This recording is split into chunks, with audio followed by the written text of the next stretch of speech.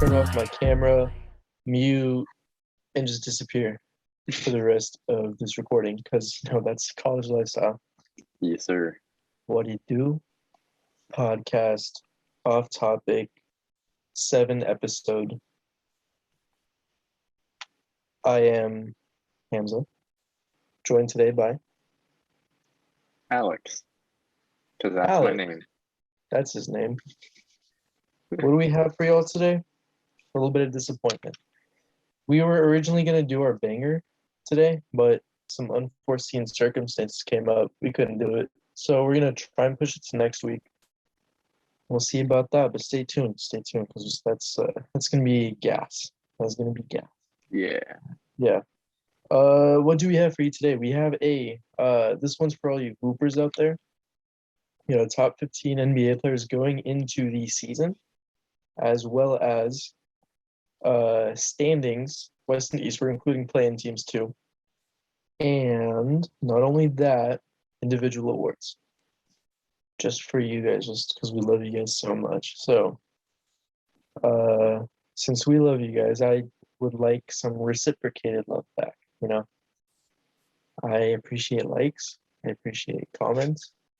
I appreciate subs. Like whore. No. I don't know what you're talking about. Sub, hit that notification bell. Hit us on Snap, Insta, Tinder, Grinder, Hinge, whatever. May you have? What have you? Whatever. Let us know what you guys think. You can hate on us if we're forgetting someone. Let us know. Just interact with us, bro. No, none of you interact with us, and it hurts. Except for a couple people. I've had the most interaction I got was off the first pod because we had a lot of people watching that, but it's tapered off since. But no, it's cool. I'm not mad. I'm only gonna cry a little bit. I didn't it's not like I make these thumbnails now specifically for you guys to enjoy. Not like I do that. No, not at all. No. We got a banner in the way too. I've just been lacking on that, but that's coming soon. Rebranding. Sure. We on it. Anything you want to add? No, man, I'm ready to get this started. This can be really exciting. Obviously, people who aren't familiar with the NBA aren't going to watch this video, but obviously, if you're watching this video, you're interested in the NBA, and I think there's definitely parts in the ranking of top 15 that are very debatable. But I think me and Hamza are mostly on the same page, so I don't think we're going to differ. I think we may have players in different spots, but we may just have them one below or above from each other. So, but I also think when we get closer to 15, like Hamza was talking to me before the pod, he may have some people that I may not agree with. So, yeah. I mean, if Hamza says something crazy, I'm gonna tell him. If I say something crazy, Hamza's gonna, he's gonna get on my ass about that. But I'm just excited because I want to see where his head's at. I want to see where our head's at. Pick my brain, bro. Alex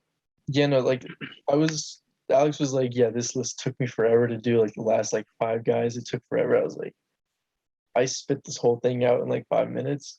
The last 3, they took some time, but the rest were pretty straightforward. So for that reason, we're gonna start from 1 and work our way down, just because I feel it's gonna be close enough consensus. The first maybe 8, 9 people, and then after that we're gonna have some differences. So yeah, ready? Yeah. You can start off first. We'll just go 1, 1, 2, 2. Okay. So my top player in the NBA right now, I believe, is Giannis Akumbo. Coming off a 50 piece in a game 6 to clinch a title. Did it with no super team. I mean, okay, we can have the whole debate about what a super team is later, but this dude was, loyalty, we can't really factor into who's a good player, but was he a 2-time defensive player of the year or just once? Just once, 2-time MVP. 2-time MVP, 1-time defensive player of the year. Dude's a beast. 7 foot, all he does is run and dunk. No skill. That. Yeah, no skill. He's got no bag, he does this all with no jumper too. I think that's insane. But he'll lock down your best player and put 50 on their head too. Yeah. I'm sorry. You can't stop that. Is that all you got to say? I want to keep it short and sweet. Add it, baby. Oh, no? Change the font. Hold on. It's not good enough. You got to go MLA format, bro. I'm trying. We're excited at the bottom. Double space. Here we go. Okay. Giannis. Yeah, I go with Giannis as well. He's honestly it's kind of like a bad statement to say like he's the best two-way player in the league, and that's why he's the best player, because that isn't normally the case. Like, you don't say Paul George is like a top 5 player because he's a two-way player, right? But with how good Giannis is on the defensive end and how much he honestly carries the Bucks on the offensive end, and he doesn't get tired like at the end of games, is actually kind of insane to me. Like, with how elite of a defense player he is, you would think he would take a step back on offense, but he's dropping 50 points on a closeout game in the finals, giving you elite defense. And he hit his free throws that game too, which is insane. So even if we were going into this season, he's still getting better, which is insane to think about, because it's like he's the best player in the league right now in our opinions, but he can still get better. And I think at some point, like, that gap is going to get bigger between him and number 2. But pretty much everything Hamza said is right. So Yeah. I'm actually surprised you put Giannis. I thought you may put like KD or LeBron. Oh, no. Just after seeing like what he did in this past playoffs, that's like what really solidified it. Like, once he gets a jumper, if he gets a jumper, it's over. Yeah. And he's aggressive too. It's not like a Ben Simmons where it's like he's this incredible defensive player. He has like all these like offensive capabilities except a jumper, but like doesn't do anything with it because he's scared to shoot free throws. Like, Giannis is gonna get to the line each game and not like be scared to shoot. Like, that's the other thing too. Yeah. Plus, he's such a cool dude, bro. I love the dude. Giannis is so likable, and something I want to add too is, like, as we got deeper into the playoffs, Giannis got better, like, in terms of like how he was like scoring, because like by the finals, like he was doing post moves, like he was post fading, he was doing hooks. It was more than just like stand at the top of the key, do a couple dribbles, and then drive on DeAndre Ayton. Like, no, like he was put into the post, and you got to give props to Mike Budenholzer, who definitely changed the way he structured the offense for the Bucks. Like, just 2 years ago, we were saying get this man out of Milwaukee, and now he just got an extension, and people are like, yeah, he's fine now, right? Just because he showed that improvement. But that improvement was needed, and because it happened, that's why the Bucks won. But obviously, like, Mike Budenholzer isn't going to get a lot of credit, but I think he deserves some of the credit for what the Bucks did this postseason. Because if they just did what they did last year or even the year before, I don't think they would have beat the Nets, even though the Nets had a wobbled Harden and injured Kyrie. Like, those changes would not have led them to a victory. Yeah. Crippled Carl team, the Brooklyn Nets. Do you want to go ahead for the second one, or should I go first? I'll go second. Second, I'm gonna go KD for this one. For me, KD's scoring ability is very good. He's not as good of a defender as he was in Golden State, but he's still a pretty good one. He doesn't really defender. Huh? Brooklyn's best defender. Continue. Yeah, pretty much Brooklyn's best defender. But I honestly, if you think Kevin Durant is the best player in the league, that's fine to me. But in my opinion, Giannis is so much better of a defensive player than KD, and the offensive gap between them is not as large as you think it would, simply because, like, just because KD can put the ball on the floor and shoot off the dribble, that doesn't automatically mean he's a better offensive player than Giannis, because Giannis can give you the same amount of points on just as efficient scoring. Even though he doesn't shoot threes, and even though he's not as efficient at the line, he's still as efficient as Kevin Durant. So if the gap between them offensively is that close, and the gap between defense is super big on Giannis's side, to me, Giannis is better than KD. But I think KD is a really good scorer, and if the Nets were healthy, Giannis would have lost. And the Bucks would have lost that in that series. But yeah, he's number 2. Yeah. So I went with KD at number 2 as well. Obviously KD's bag is much bigger than Giannis's. Giannis is not, like you said, like the jumper and like the putting the ball on the floor and all that. Like, you got no bag. But KD, like, I think he is the greatest scorer of all time. Like, you can debate that, but he's definitely in that conversation just because, like, you throw whoever on him, he's gonna get you 40 if he needs to. Like you're saying, it's only the defensive side that he's kind of lacking. It's like he's a plus defender, I would say, but not by much. Giannis is like way ahead of him in that regard. But yeah, KD is a bucket. It's actually like I'm glad to see that he came off that was it Achilles injury? Yeah, Achilles. Yeah. He came off the Achilles injury, like still a walking bucket. So I respect that. And even though he's a snake, I gotta give him respect at number 2. I'm not letting that go, bro. I know you'll never do it. You'll never do it. Nah. All right, you want to go number 3? Yeah, I'll go number 3. Number 3, Steph Curry. Whoa. Okay. So, thing with Curry is we know what he was capable of. 2-time MVP. Whether I don't think it should have been unanimous, but like whatever. We just Wait. What did you just say? He shouldn't have been unanimous MVP. He shouldn't? No. He should have been MVP, sure, but not unanimous. Like, people like to flex the fact that, oh, he's the very first unanimous MVP. Like, was Jordan better than Curry? Why wasn't he unanimous? Like, but it doesn't matter. The MVP award has never been the factor of like to say who the best player is. I know, but when you want to compare, like, oh, nobody's ever had a unanimous MVP before. Yeah, no one says that means Curry's better than Jordan. I know, I'm just like, I'm using that as like to disregard, like, nobody cares it's unanimous. It's like a 2-time MVP, sure, but just drop the whole unanimous thing. I don't think it's that special. What? Anyways. No. Okay, fine. You know what? Okay. Whatever. We don't have you're just wrong. Sure. Okay. We just watched a full season of Curry trying to carry the whole team on his back, and he tore it up. Like, didn't he drop his career high this year against the Blazers, like 60 something? Yeah, I think so.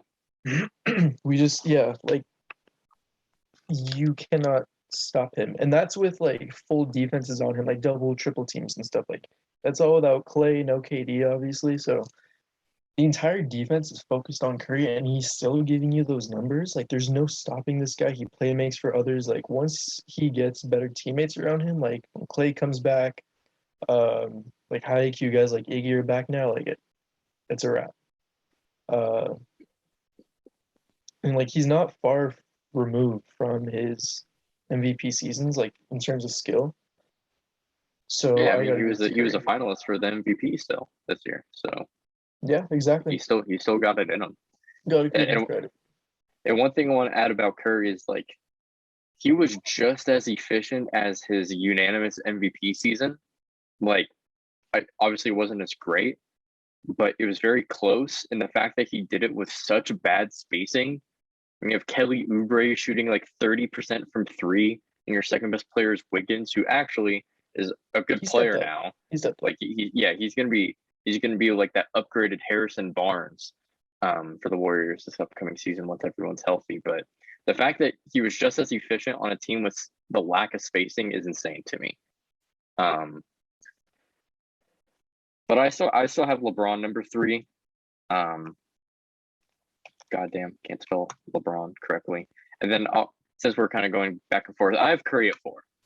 Yeah, I have LeBron at 4. So okay, yeah. So like for me, it's very close. In terms like they're interchangeable, but I just think for me, LeBron before he got injured, he was actually in the race for MVP as well, even though he most likely wouldn't have won it because it was pretty clear that either Jokic or Embiid were going to win it. He was third in the MVP race before he got injured. And then he came back like late into the season, and then you could still tell in the first round against the Suns he wasn't really the best, but he's still playing. But then they were out AD as well, so it was really tough for LeBron for that first round exit. But I just feel like when LeBron is healthy and he has the teammates around him, he's the best player on the team. They're going to be one of the best teams in the West. And I just think for that reason he's better. Plus, I think even at this stage of his career, I think he's a better defender than Curry. That's not to say that Curry's a bad defender as well. I think that's kind of overblown to say Curry's a bad defender. If anything, he's neutral. I don't think he's a bad one. Obviously, Curry is talented. He's a better shooter than LeBron, but I think just in terms of like scoring, like LeBron can still give you those numbers, just not as efficient, of course. But and then Curry's playmaking is also a little bit underrated because people affiliate like assist numbers towards being a playmaker. But to me, playmaking is being able to like make your teammates better, even with or without the ball. And obviously, like Curry is one of the best off-ball players of all time. So like, again, it's interchangeable. But for me, I just think when LeBron is at his best, when he's at his peak, and as long as he has teammates around him that are healthy, I think he's. What do you mean when he's at his peak? Not at his peak. Just when he's healthy, because obviously when he's injured, like we saw what happened when he's trying to fight through an injury. Like he's not that good. Like, and this is something me and Hamza talked about like before the pod when we were doing our rankings. I was asking if we wanted to rank solely based off last season alone, or are we kind of just saying like, hey, going into the season, who are the best players? Because if it was me and we were doing just based off last season, I would have LeBron around 7, and that's simply because of injuries. Like, and then even when he came back, like he still wasn't that great. And the same thing would apply to Harden as well. Harden kind of fell down a little bit. But yeah, I mean, when LeBron's healthy, he's 3 or 4 at this point. I mean, for me, like it was very close, like you said, pretty interchangeable. I just kind of wanted Curry. If I was picking Curry versus LeBron, I'd want Curry on my team. Just because of the gravity that he creates by his shooting ability, like, and his playmaking ability. Like, he knows what to do with the space that he creates. So you pretty much mentioned everything about LeBron, but like that's kind of why I would prefer Curry. And like you said, he's not like a bad defender. He can hold his own. So as long as you have the right pieces around him, it's pretty solid. And that's the same with LeBron. So I just want to point out that, like you said, we're going into the season, so we're not counting players who are like injured right now. So you're not going to see there's Kawhi on this list. no Kawhi. Not even. I don't even think we would mention Jamal Murray in this top 15. But yeah, he would be on it. Yeah, same with Clay. Yeah, same with Clay as well. Clay will not be on the list. So who's your number 5? Pull that up. I think I know who it is, but number 5, I have the Joker. He just came off an MVP season. They got a couple pieces. Well, the main piece that they got at the end or at the trade deadline last year was Aaron Gordon. They had Will Barton coming back from injury. I mean, he came like late into the playoffs, but it was too late for them to like do anything. But having them come back and MPJ taking a step up, I think it's just gonna make Jokic look much better because of his playmaking ability. Like, dude just won MVP season. We saw what he did. Carried the Nuggets against the Blazers. That was a really good series. But like, I find it hard not to put him in top 5 just because of how well he played this past season. He's only going to get better. Yeah, I also have Jokic at my number 5 player. Okay. And I guess because we're doing like the alternating thing, number 6, I do have Embiid, and I just wanted to say I have Embiid at 6 because I think that's the main argument is like who do you think's better, Jokic or Embiid? And to me, obviously, it's like the same argument with like Giannis and KD, where we talk about like the defensive impact and the offensive impact.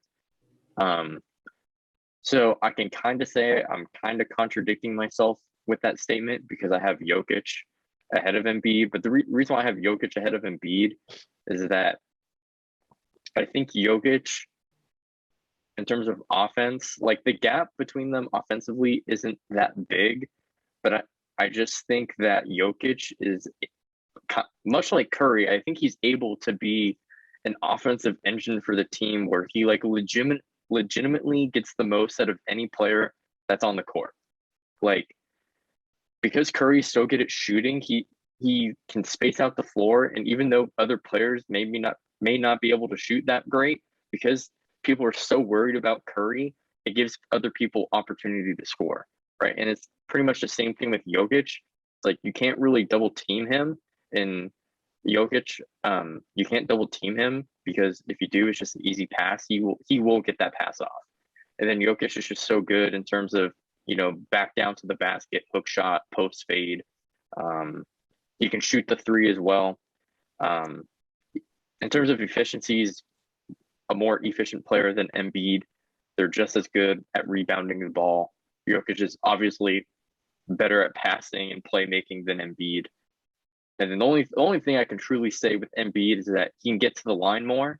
I think because I was looking at the stats for this, I think Embiid got to the line 10 times, or he shot 10 free throws, and Jokic shot 5. So he's twice as good at getting to the line as Jokic, and he's obviously a better defender. But I just think Jokic is so good offensively, and the fact that he can make his teammates better, much like Curry, is the reason why I would have him over Embiid. I think the cool part with Jokic too is like he makes the teammates better, obviously, but like there's this clip I saw fairly recently where they were looking back at like the bubble playoffs, and I think it was Monte Morris. He was like, "Hey, just stand under the basket on this inbounds play." It was just an easy, like, just completely wide open shot under the basket. Like Jokic sees this stuff, and so that's pretty important too. Like, not many players can do that. Yeah, but What did you that's say? kind of like what I was like hinting towards in terms of like playmaking, like just like on that play alone, like, and that's not the only time Jokic has done that. There's many times where like he's telling players where to go. It's pretty much LeBron-esque, where it's just like he sees the play happen before it actually happens. Like, and to me, that's something that Embiid just doesn't have right now.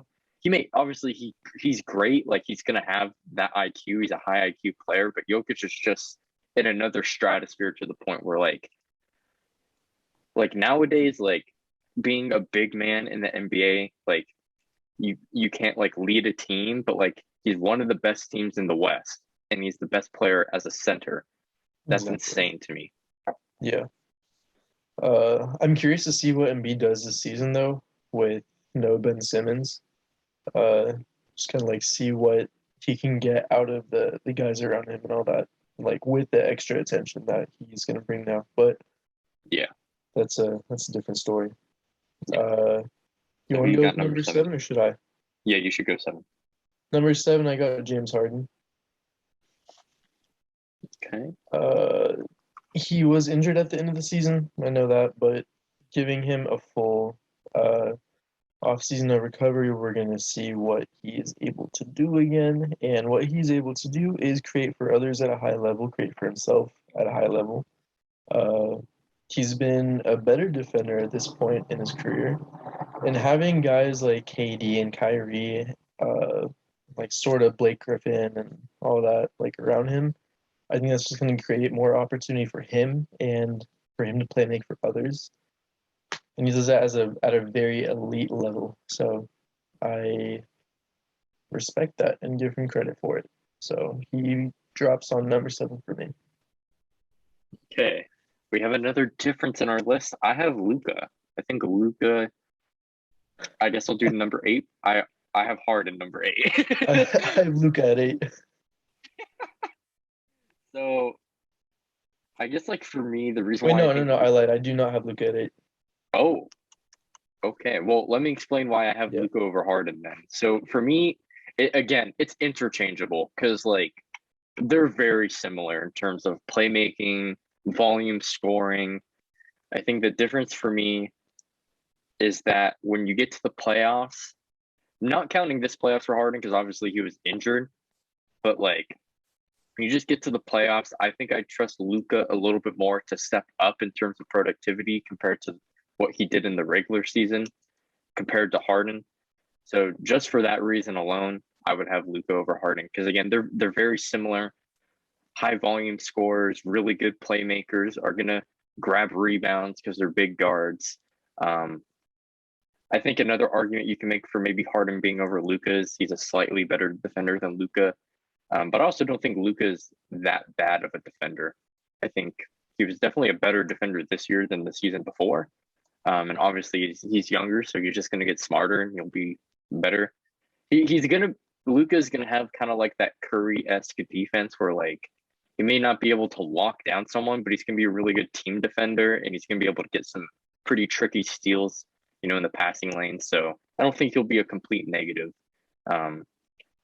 But obviously he's not like Harden defense like a couple years ago where he just wasn't doing anything, right? Yeah. So I think I just trust Luka more, I guess, in terms of like playoff productivity, but it's interchangeable, honestly. I get that. I mean, you hit it on the head. I'll get into my take on Luka later. My number 8 pick is Damian Lillard. I went with Lillard. Dame Dollar, yeah. Oakland native, 408 baby, West Side, West Coast, Best Coast. But I went with Dame over Luka. I have Luka number 9, so you can put that there. But I have him over Luka just because, similar to Curry, he creates so much gravity, like outside the 3-point line because of his shooting ability, obviously. But he can play make for others. He's had playoff success somewhat, like he went to the conference finals a couple years ago. And like when he's kind of like the only guy on his team that can like really, that's a real threat. Like sure, CJ McCollum, but I'm not scared of CJ McCollum like I am of Dame. Like you get scared of Dame like the way you get scared about Curry, like when he has the ball in his hand. So I give a lot of respect to that.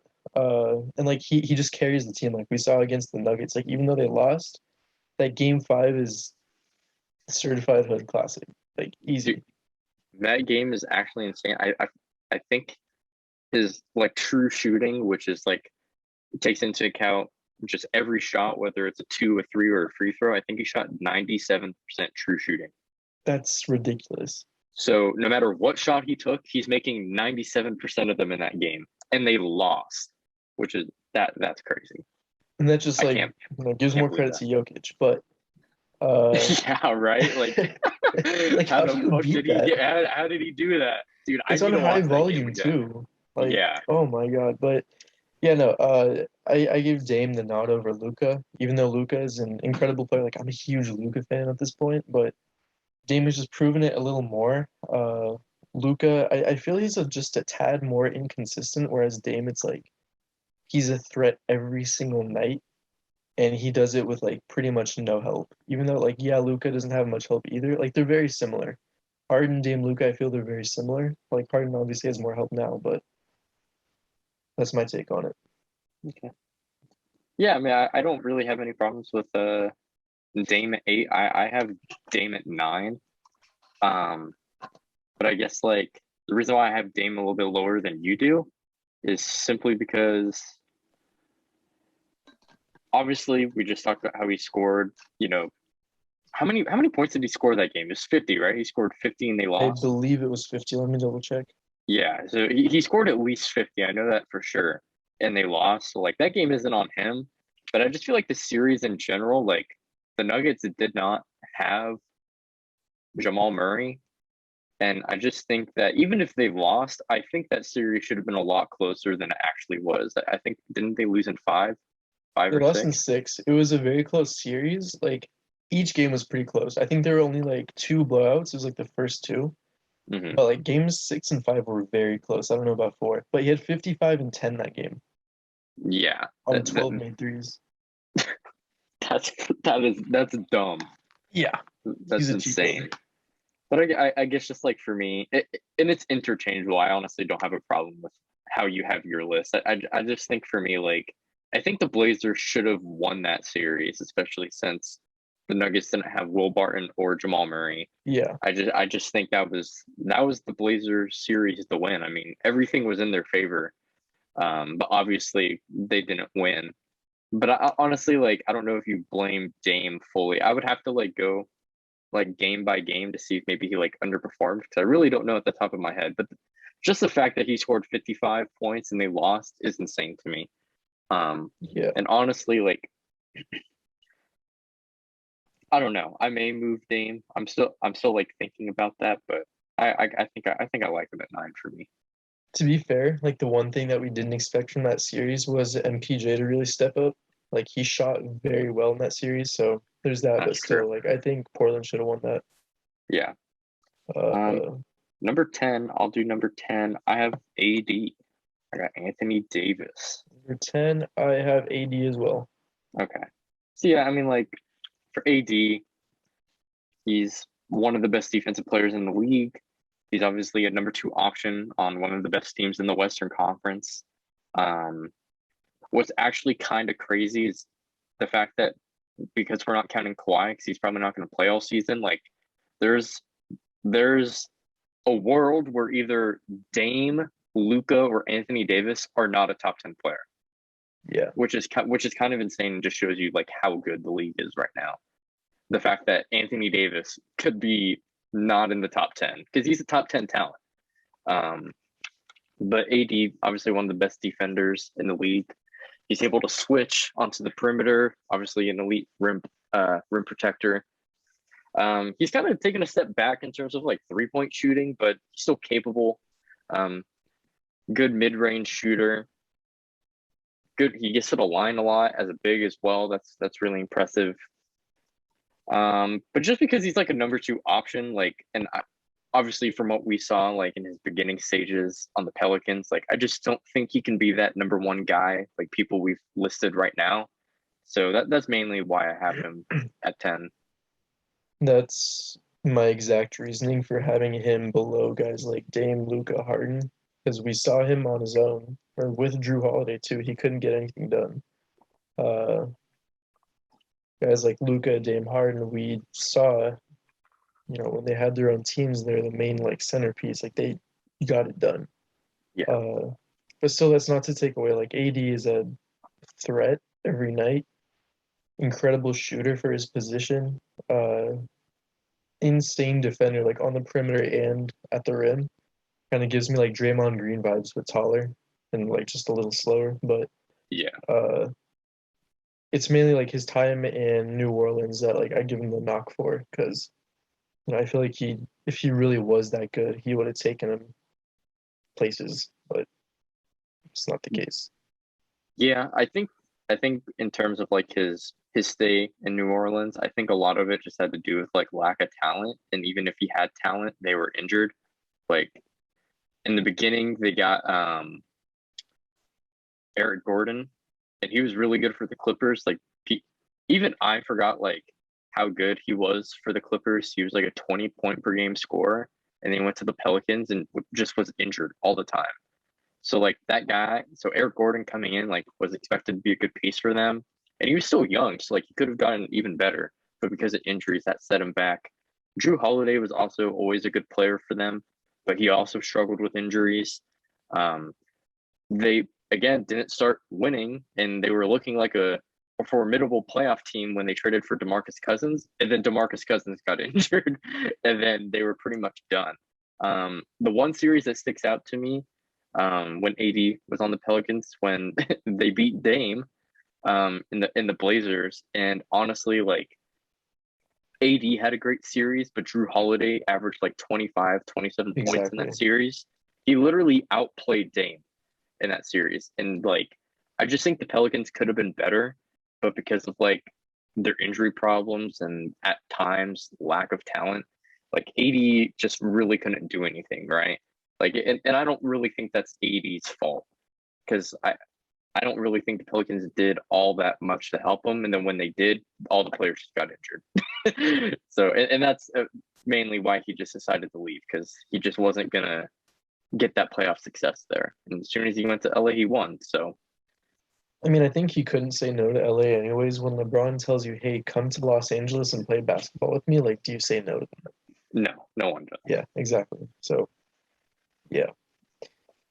Number 11, I got PG, Pandemic P, Playoff P, 13. Uh, I wanted to put him below 80 just because I feel like AD, he can, I don't know, he's more consistent than PG. Like, PG had the one MVP season with OKC, like, where he was a front runner for MVP. I think he got third in the voting, but uh, since then it's been like a little inconsistent. They've underperformed since he's been on the Clippers.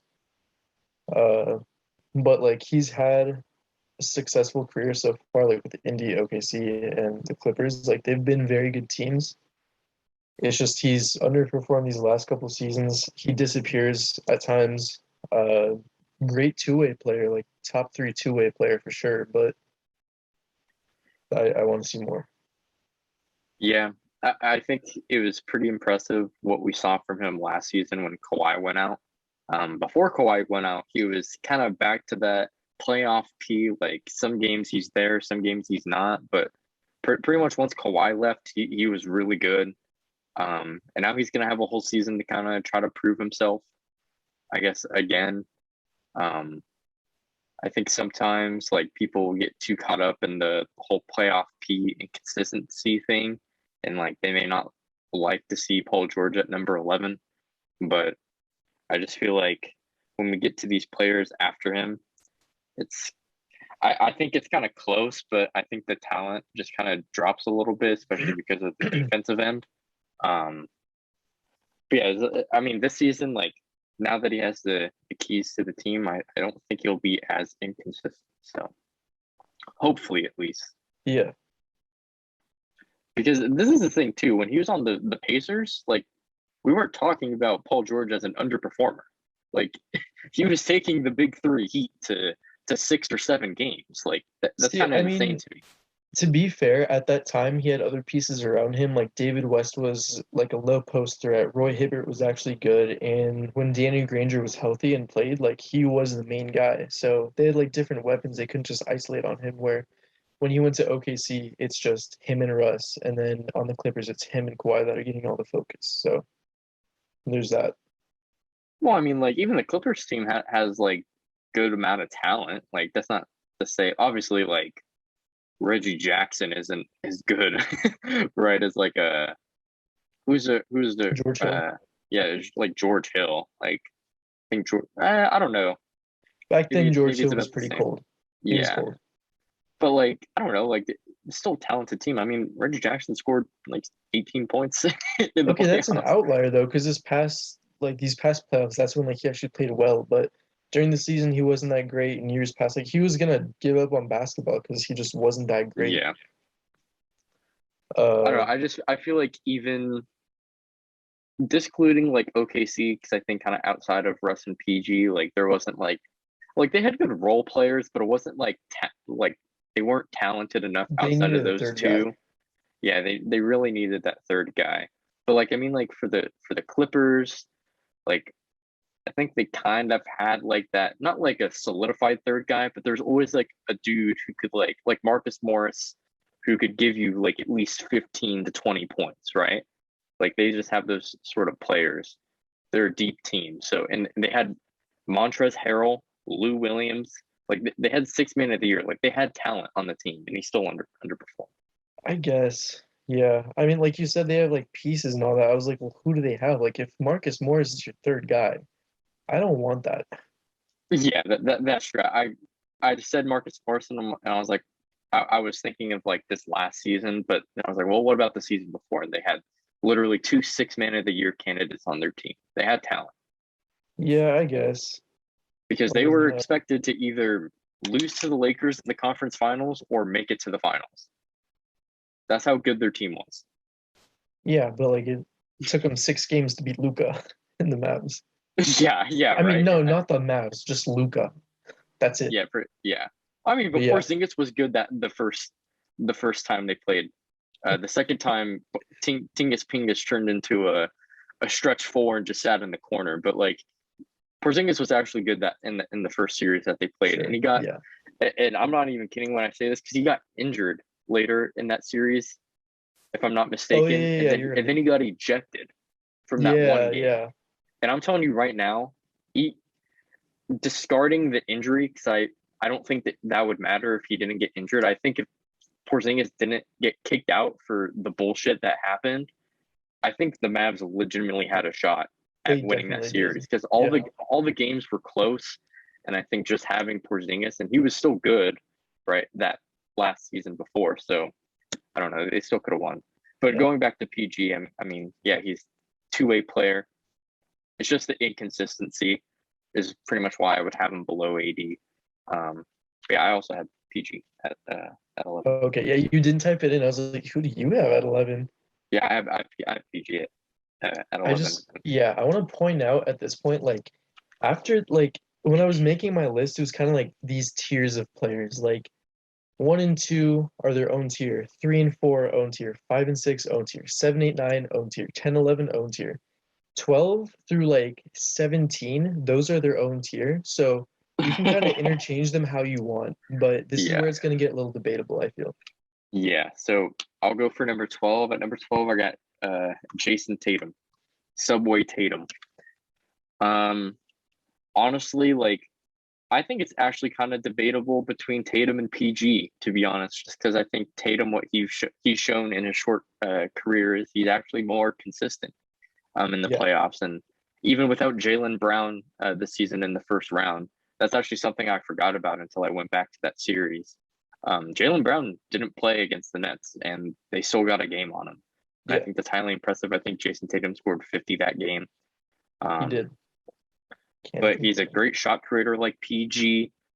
He's a solid defender. I don't think he's as good of a defender as Paul George, but he's very close. He's still really good. He's good. I think what makes PG slightly better than Tatum, even though he's a little inconsistent compared to Tatum, is his playmaking. I think Paul George has actually been an improved playmaker, and I think just at this stage, I think Paul George is a better playmaker than Tatum, but it's very close. I think by the time the season's over, I'll probably have Tatum over Paul George. I wouldn't be surprised. I have Tatum at 12 too. As I say, it's going to get more debatable, but I didn't mention PG's playmaking. I think that's taken a step up, but I've seen more from PG than I have from Tatum, so I think it's easier to judge. But Tatum is on the come up. I wouldn't be surprised, like you said, if he takes that step and beats out PG, because they both feel like very similar. Like if you watch them play, they're two identical kind of players. Like shifty bag, forward that can shoot, defend, play make. Yeah, so they're very comparable in terms of like play style. I think there's just things that Paul George is slightly better at. And even despite his inconsistencies, I think he's still just slightly better. But I think Tatum could legitimately be an MVP like candidate this year. Like, as long as I think if the Celtics get like a 4 or 5 seed, which I actually think they could, like, I think he would exceed expectations, because I honestly don't think like most people are like really taking the Celtics seriously. I think most people would probably take the Sixers, the Bulls over them. I think the Celtics could be better than those two teams. So I think the Celtics can definitely overachieve this season, and I think that would put him into the MVP conversation. But I actually don't have him winning it. But we'll get into that later. Yeah.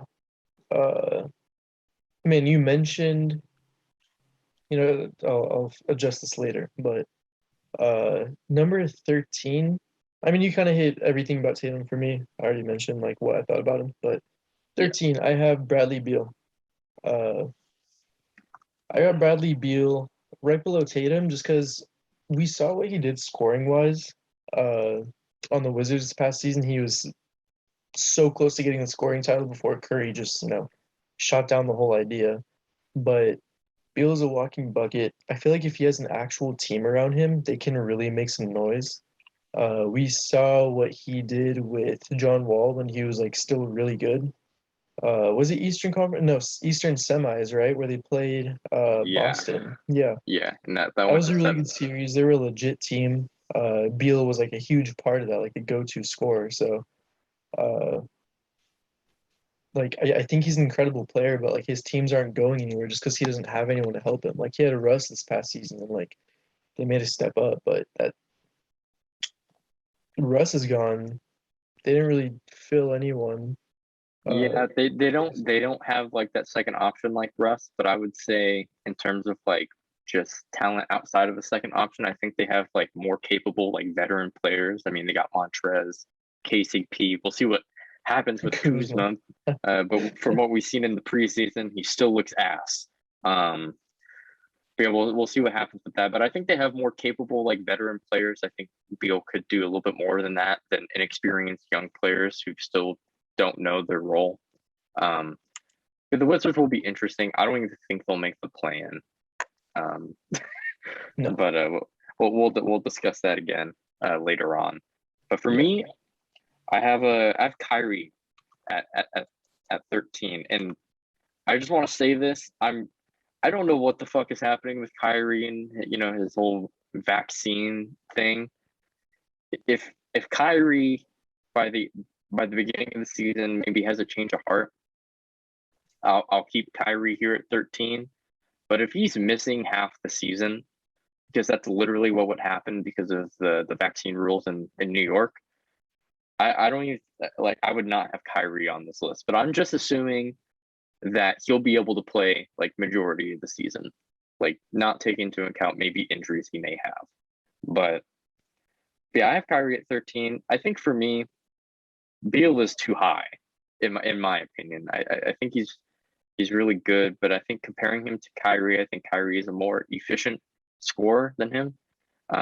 Kyrie put up like 25, 27 points as a second option, with Harden as the third option, even though Harden's mostly a playmaker. But Kyrie had a 50, 40, 90 season. I think that isn't really talked about enough. I think that's pretty insane. That he can score 25, 27 points on that sort of efficiency.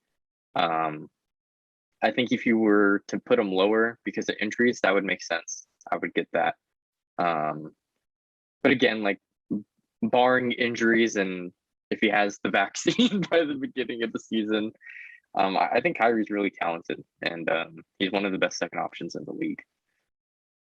Uh yeah, I don't have Kyrie at 13, but my thoughts on Kyrie, like I kind of just didn't mention him here because I don't even know if he's gonna play. I feel like he's gonna weasel his way out of it because he's had so many issues like on the court as to why he doesn't want to play. Like he said like personal reasons. Was it him or Harden or he was at some like party, like a birthday party, I think, while he was supposed to be playing. It's like I feel like that's just gonna kind of happen again. Like he gets his way in Brooklyn because him and KD run the team along with Mm. Harden. So uh I obviously know like he's an incredible player. Like I'm cool with Beal over Kyrie just because like I know Beal can actually play. You know, there's no law like vaccine Yeah. mandate in DC, so I'll give him Wait, credit for no, that. isn't Beal not vaccinated? He's not. Okay, I guess he won't have the same problems as Kyrie because he doesn't live in New York, but he's gonna miss some games. I mean, a few, yeah, but not like half his games are in like New York or California. Well, okay. What are, they're not in the same division, right? As like the Brooklyn and the Knicks. Washington is Atlantic. Or is Brooklyn? Let me check. They might be. I'm pretty sure they are because if that's the case, then don't you play your division teams four times? Yeah. So he would miss 8 games plus whatever he would miss playing any sort of California team. You know, he's not. They're in different divisions, Okay, so they would play him twice though at because least. they're Yeah. in, yeah. So he's gonna miss at least four, and then he'll probably miss another two because when he plays the Warriors. Well, Um, Warriors, Kings, Lakers. yeah. So he's gonna miss at least 10 to 12 games. I think Yeah. and we're not even like he hasn't had any injury problems, but that also could be an issue. But uh, I think just for me, I think Beal is a little like too high for me simply because like I don't think he was the main reason why the Wizards were able to just get a playing spot last year. I actually think that was more because of Westbrook. Because as soon as Westbrook started getting the ball more, like Westbrook's stats increased and the Wizards started winning more games. Um, I wish I had the stats up. I wish I had that to the side. Um, but I just think Beal is more suited towards like a number two role. Um, and even as a number two role, I just think Kyrie's better as a number two because he's just more efficient. I mean, you can say he's a second option, but as long as you just pair him with the playmaker, he's gonna get like his 30 a game or whatever. Because Yeah, imagine Kyrie too. Westbrook was not like a scoring threat, couldn't do much other than play make. I still think that Beal would have a like really good season. Because when John Wall was the first option, like he got a lot of the attention. He was a good playmaker. Like he created for Bradley Beal, and Bradley Beal was a very, very good piece on that team. Yeah, Uh, and he's only gotten better since then. So I feel like he can be the first option. He can create for himself too. So there's that. I'm cool with him at 13 because we saw what he did this past season. Like you put a capable point guard next to him, and he's gonna go off. yeah. I just feel like in terms of winning, it was more because of Westbrook than Beal, and I just also think like even if you just want to talk about like having a playmaker, I mean Kyrie also has a playmaker in James Harden, and he also has Kevin Durant, and he's putting similar stats on better efficiency. But I guess you can say like Kyrie's more efficient because he has more talent, so he has more open looks. Um, I would That is understand a that argument, factor. but Yeah, I just think they're both very comparable in terms of play style. And even though Kyrie may average less points, like I don't think it's that big of a margin, like in terms of points, and Kyrie's just more efficient. So that's why I yeah. have Kyrie. Um, if you notice, I added a 16. We'll do honorable mentions, but I just want to have that 16. So it's like, hey, Kyrie only plays half the season. This is 14 would go 13. You just pretty much move everyone up. That's But fair. for 14, I got Donovan Mitchell. I am very high on Donovan Mitchell. I think even in the regular season, his efficiency isn't like elite. I think his like true shooting percentage is at league average, which is 57%, which is very good. Especially because Donovan Mitchell is a volume scorer. And even though Donovan Mitchell has very good players around him, other than Mike Conley, and Jordan Clarkson, maybe, there's no one that really creates their own shot at such an extreme volume as Donovan Mitchell does. So I think just because of that, like, I don't think he gets enough credit for like being able to lead these Jazz teams to being so good. Like they had the best record last season in the West, and I think what was their win percentage? I don't know. Their win percentage it was to the point where like if they had a regular season, they were going to be I think they were going to be a 59 win team. So if Donovan Mitchell can like be your best player and lead your team to an almost 60 win season in the West, it's kind of insane to me. But once you go into the playoffs, Donovan Mitchell is like not even the same player that he is in the regular season. His efficiency shoots up. He scores more points. Um, his true shooting percentage goes into the 60s. I think he was shooting like 62 or 63% this last postseason. And he's shooting like 12 threes a game in the playoffs, and he's making over like 40% on them, which is insane. Like he's shooting as many threes as Curry, and he's just as efficient as like Curry in terms of 3-point shooting. Um, and I think as long as Donovan Mitchell doesn't get injured against the Clippers and Mike Conley, wasn't injured as well, I think the Jazz could have beat the Clippers and gone to the conference finals. And they could have Definitely. made the finals because, again, the Suns were the team, they were second right behind the Jazz. So I think that would have been a very close series. Um, but again, like that's barring if they were healthy or not. But I just think Donovan Mitchell, the way he performs in the playoffs, like he he excels in the playoffs, and I just don't think he gets enough credit for really leading that team to like being that good. Yeah, I'll give him credit for that. I can get into him later, but at 14, I have Trey Young. Uh, you can say it's recency bias, but like I can't really put too much weight into his past seasons other than this like most recent one because he really had no help around him. When you actually put like veteran guys who know what they're doing around Trey Young, we saw they went to the Eastern Conference Finals and they actually made it a series against the Bucks, like who won the championship. So, uh, who's their second guy? Like John Collins, Bogdanovich. Like the main piece is Trey Young. We saw he was a bucket like in the past, except like it was empty stats. It wouldn't go to anything. They didn't make the playoffs or anything like that. But he's like very comparable to Young or Curry, where it was like straight offense, like explosive offense, and the shooting too. Like you have to give credit to that, like the gravity that he pulls. But I just give him a lot of credit for leading his team at a young age, with the way he played. Like you can argue he's at like superstar level now, just from this past playoffs because he was so entertaining. He was such a threat. Uh, going against Philly too, in like incredible defenders of Ben Simmons and Matisse Thybulle.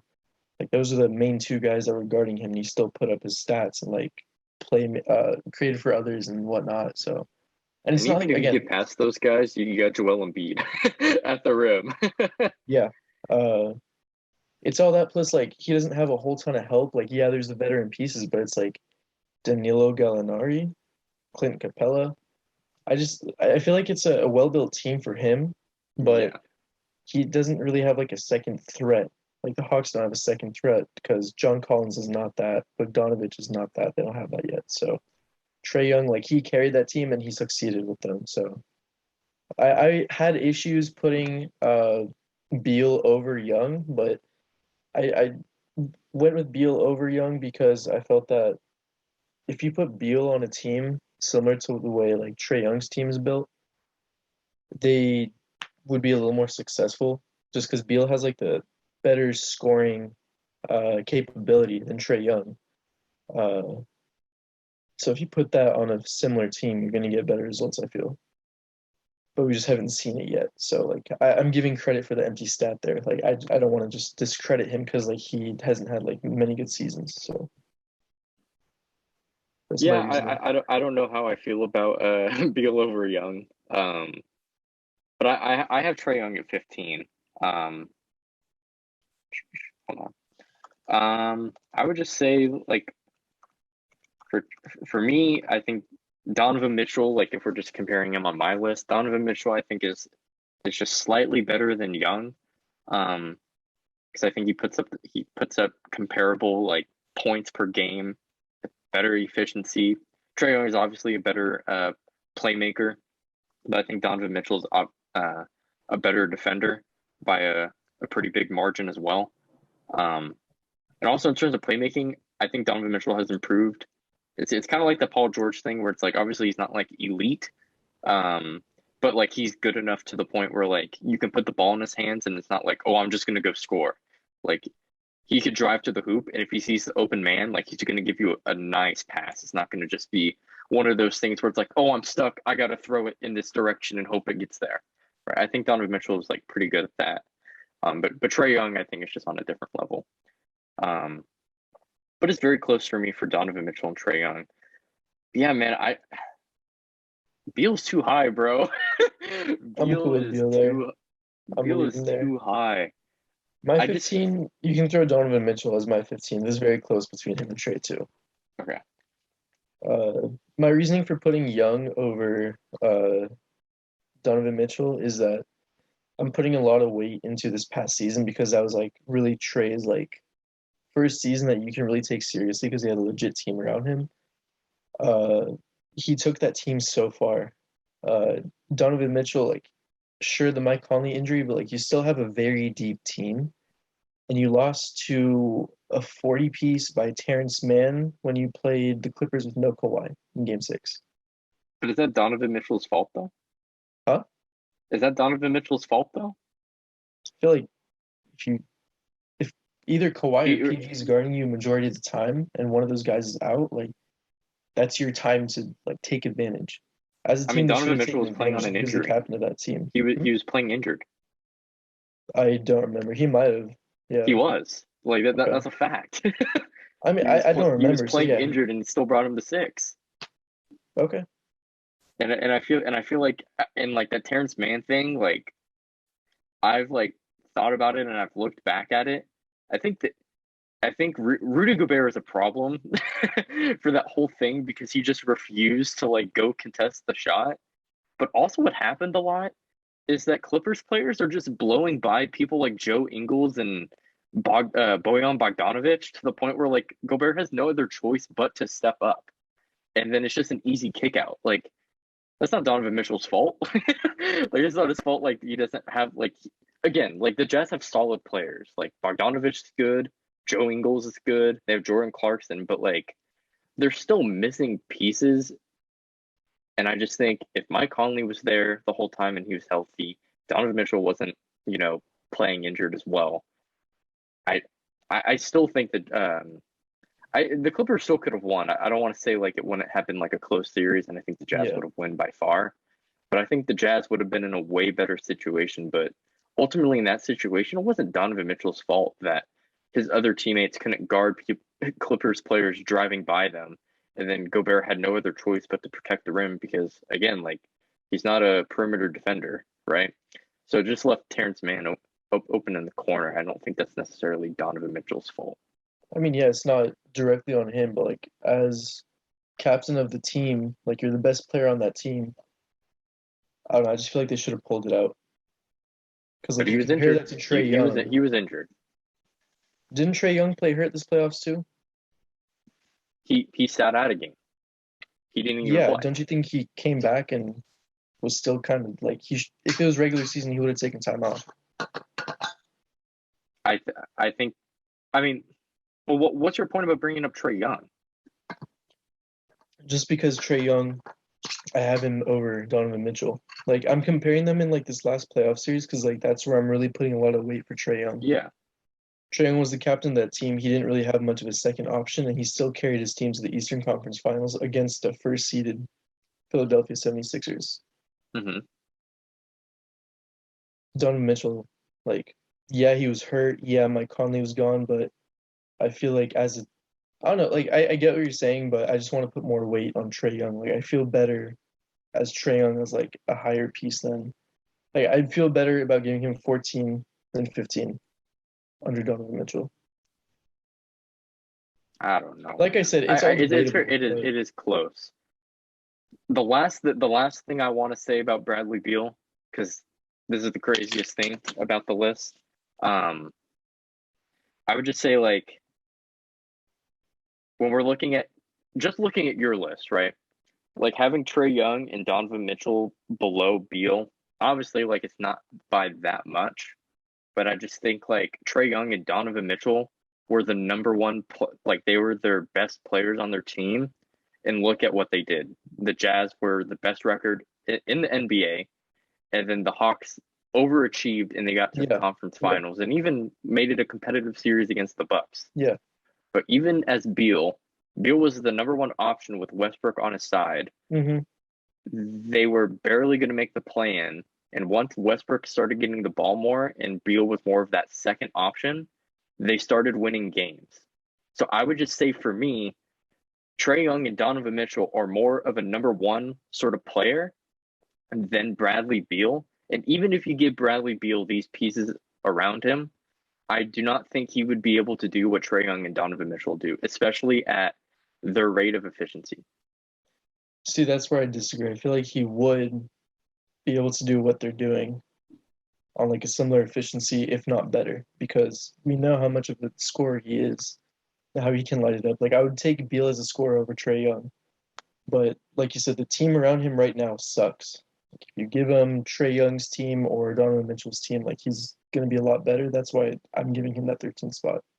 And I'm not. I don't want to say this. I don't think. I'm not saying like Beal like his teams are going to be ass, right? Like if you give him those players, like they're going to be like if you give him solid players, like I think they will be a good team, but I just don't think he'll have that impact so much to the point where the Jazz are like if you switch Donovan Mitchell and Bradley Beal, I do not think Beal moves that Jazz team into the best record in the NBA. I just don't think that happens. Are you saying like And this past season? Because there's a lot that yeah, affected this. I yeah, don't know this about last that. season. I don't know. With the way I, Beal played this past season and you switch him with Donovan Mitchell, I think you could definitely argue that. I I don't know, man. I can't go for it. That's I fine. cannot go That's for it. fine. We want debate. And I think Beal's on my list. Where do I have him? He and it was like you said too, like 12 through like 20 is very interchangeable. I think I have Beal closer to like 20. Um Beal is still really good, but I just think like there's other players above him that I think could be better, like number one or even number two options than him. I think his he can be more impactful towards a team, but that also has to do with having some pretty bad teammates around him. But we'll see what happens. Like this is the thing. Like I think his team, even though they lost Westbrook, like still has some like good pieces. Like if you do you think like this Wizards team could be better than the Pacers? Because if we're Uh, being honest, I don't think the Wizards are a top eight team. So that would mean they would have to fight for a play-in. So that means they would have to be better than the Hornets, the Pacers. Um, who else? I mean, we can get into that later, like with Yeah, we'll the get into teams it and the later. seedings and all that. But But yeah, this is the last thing I'll say is like the bar is so low for Beal at this point to where like if he just can't even get into a play-in, I don't know. That's pretty crazy to me. him single-handedly or what? Yeah, like at this point, I think he has like the young players that he has right now, like they're gonna get better, and then I think he has some better veterans on the team. So I think they'll and they got Spencer Dinwiddie, so we'll see what he looks like healthy. But I don't know, man. I don't think he has a bad team around him. So if he can't even beat the Pacers into a playing spot, I don't know. He's still in my top 20, but I yeah, would take the Pacers over the Wizards right now. yeah, Uh, but I feel like the Wizards right now, they're just a lot of like loose pieces. I don't like yeah. the team. Like there's some bright spots, sure, but for one, it's like yeah, you have the starting five. Like if you want to start Dinwiddie, Beal, KCP, Kuzma, and Harrell, like who do you have on the bench? Garrison Matthews. I don't even know who the fuck that guy is. Exactly. I think the Pacers are a deeper team, just more well-rounded, better coached, whatever. But we'll get into that later. Yeah. All right, you want to give an honorable mention? Yeah. I mean, the three guys I want to put in the tier of like 14, 15. It's Cat, CP3, Booker. They're all very like similar. They're on the same tier, so we know. I don't want to spend a lot of time on Yeah, these yeah. three guys, so that's just Cat, CP3, Booker. I want to mention. Okay. And then for me, I wanted to mention Jimmy Butler, um, Booker as well, and I wanted to talk about Levine. Um, yeah, I mean Butler's even though absolutely horrific against the Bucks, averaging like 13 points in the series. Um, I think they'll bounce back. They obviously have a better team. I still think he can be that number one guy, and I think they're going to be one of the best teams in the East. Booker, again, just made a finals appearance when he actually had talent around him. Um, and then Levine, the same thing's going to happen too. They're going to make the playoffs, and Levine is a 27 point per game scorer on really good efficiency. So, Yeah, yeah, I threw I would have Levine to. in that same tier. So Yeah, Levine, yeah. All right, so let's go to the standings. all right. So we're gonna start with the West first, and do you want to start top and then go to the bottom? Sure. Sure. All right, all right. Oh, I forgot Uh, to separate it. Our huh? names. I forgot to like put our names on it. Oh. Put your name on your work, guys. Whose is this? I don't accept papers with no names on them. Well, I guess while I'm doing this, do you want to say who your Get number one team started. in the West is? Yeah. Yeah, number one team, I got the Jazz. Once again, they're gonna repeat it, do the same thing as last year. Donovan Mitchell gonna take a step up. He's gonna be really butthurt from these past playoffs. Mike Conley coming back from injury. Rudy Gobert annoyed with all the Terrence Mann slander. They're all gonna step up, be beasts. Jordan Clarkson, he's going to step up as well. It's gonna be a fun team. They're gonna be really good, and I look forward to it. Like they're a young team aside from Mike Conley, so they're only gonna get better. I feel. And Joe Ingles and Bogdanovich They and don't play huge roles on the team. Like their main pieces are young. they're starters. What are you talking about? Okay, yeah. They're not When contributors, but they're starting. What? they contribute, yeah, but like, do you rely on them as much as you rely on a Donovan Mitchell, Rudy Gobert, and Mike Conley? Well, obviously Doesn't matter not, if you but start. It matters about like how much you contribute. Like Ivica Zubac starts on the Clippers. he contributes. He contributes, yeah, but not as much as Kawhi, PG, Reggie Jackson, and Ibaka when he comes back. Yeah, I think the way you just said it, it sounded like those guys just don't do anything. Oh But no, it's no, like, they bro, they definitely start. contribute, yeah, but it's like I don't care if they're starting. Like you get what I'm saying now. Yeah, yeah, yeah. No, I understand. All right. So my number one team in the West, man, it for me it's between three teams. But I think this team, even with like the stuff they're gonna have to deal with in the beginning of the season in terms of injuries, I think they just have like the most potential to be like the just have the best record. It's the Warriors. I think the Warriors like towards the end of the season, I forget because like when I was it took me a long time and I wanted to like look at like going into the playoffs last season for the Warriors. I think it was like the last 15 to 20 games, they had like a 70 win percentage, which would make them a 60 win team or very close to it. So and again, like that's with fucking nothing on their team. So I think their team got better. They have better role players, better veterans. Jordan Poole's I'm really high on Jordan Poole. He's going to take a huge step, and he's going to be a really good contributor for them. And then once Clay comes back, I don't think it's going to take that long for him to get reintegrated into the system. So obviously, like the system is still relatively the same. Um, it may just he may be like maybe a little inefficient, but I don't think he's gonna have a problem fitting in because honestly, the makeup of the team isn't that different from like 2015, 2016 Warriors. Um, yeah, I just think they have the most potential to be like the best record. Um, and also, I would like to add that even though they like were an 8 seed and they eventually lost in the play-in, like if Curry did not get injured, I think there probably wouldn't be a question about them making the playoffs because I think if I remember correctly, before Curry got injured last season, they were like the fourth or fifth seed. And then once like how many games did they play? I think they played like 11 games without him, and they went 2-9, or they played 9 games and they went 2-7. So like that totally fucked over their season once Curry went out. But now that Curry has a little bit more better players, I think they're going to be a really good team.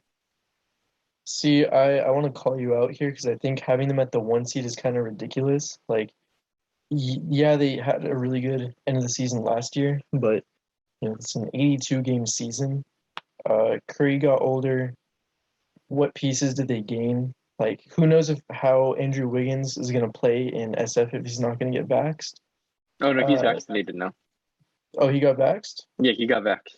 Okay, cool. Well, that's not a question, but Clay doesn't come back till January, and that's Yeah. if he comes back at 100%. So we're looking at the same Warriors team from last season that wasn't all that great aside from Curry just going crazy. and then a little around halfway through the season, that's when you're going to add in Clay. I don't think that's enough to get a 1 seed. I would If you also have that like for a this. full season, yeah, sure. But Clay's coming halfway through and you have the same kind of makeup as last year. You're still going to be playing guys like, I mean, sure, Jordan Poole can step up, but I don't think he's going to be enough of a contributing factor. You're going to be playing guys like Michael Mulder, Juan Toscano Anderson. They're not Uh, playing fucking Michael Mulder, dude. That dude is fucking so well, I who's don't going know. to take his minutes? Steve Kerr, well, I mean, I think they may get Avery Bradley. I don't think it's official, but I think Bradley definitely deserves minutes over fucking Mulder. Um, but like their starting five without Clay is going to be Steph, Jordan Poole. They got Otto Porter, Wiggins, and then they'll have Wiseman. Oh, No and Draymond? fucking Draymond and Draymond. Sorry, I forgot Draymond. Yeah, so Otto Porter's probably going to come off the bench. Um, I'm trying to go deep into my bag. They got what's the I always Bajinka, right? Is that how you say his name? Bielisa? Or Beal? I wasn't even fucking close. But Bielisa is a good piece for them. Otto Porter, Kelly Oubre was so bad last season that Otto Porter is an upgrade.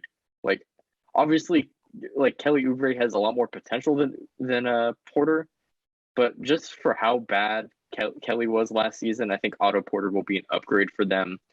They got more shooting, obviously, with Bielitsa. And honestly, I just think Curry is just going to be that good to the point where like he will be able to keep them afloat. And like I was saying, like they were a fourth or fifth seed before he got injured. So if they could match that without Clay, and they have better teammates, so they could be even better. And then once Clay gets back, then they have their full team and they're gonna get even better. So I think Curry will be good enough to keep them in that 4 or 5. And I think the conference is going to be close enough between like the Warriors, Jazz, Suns, and the Lakers that I think they could make a number 1 seed. You can I argue don't. it if you want. I just think it's too high. Because when your second best player is coming back halfway into the season, I don't think that's enough. But just because, like again, like you said, the West is so competitive, like with the Suns, Lakers, Jazz, like it's too much for the Warriors, I think. But that's cool. All right, Do who you you want to got at go through number two? second seed or should I? You should get number 2. I think it's going to be a repeat of last year, and the Suns are going to get the second seed. Chris Paul is going to be butthurt about the finals. Devin Booker will want to go back to the finals. DeAndre Ayton is going to take a step up. Um, did they get anyone in the offseason? I don't think They so. got JaVale McGee, JaVale and I McGee think they got is going to I carry think they them. got Landry Shamet too. They did. That's true. You got Shamit. Yeah, I mean, it's very similar makeup to last year. We know what to expect. I feel like it's going to be kind of a repeat. Like they went to the finals, they're going to be hungry to just get back there again and like run the course of the season. So I'll give them that. Plus, it's like again, Booker is going to get better, Aiton's going to get better. So those like the two of their three main contributing pieces. So Mm-hmm. there's that, along with like Michael Bridges and Cam Johnson, who are very young and going to get better too. Mm-hmm. Okay, yeah, no, I like the Suns at number 2. I'm just gonna do 2 and 3 because it's what you just said, the Jazz and the Suns for me, and it's pretty much the same reasons that you said. Um, I'll talk about the Suns though. CP is definitely going to take a back seat. I think Booker will definitely be that solidified number 1 guy for that team at this point.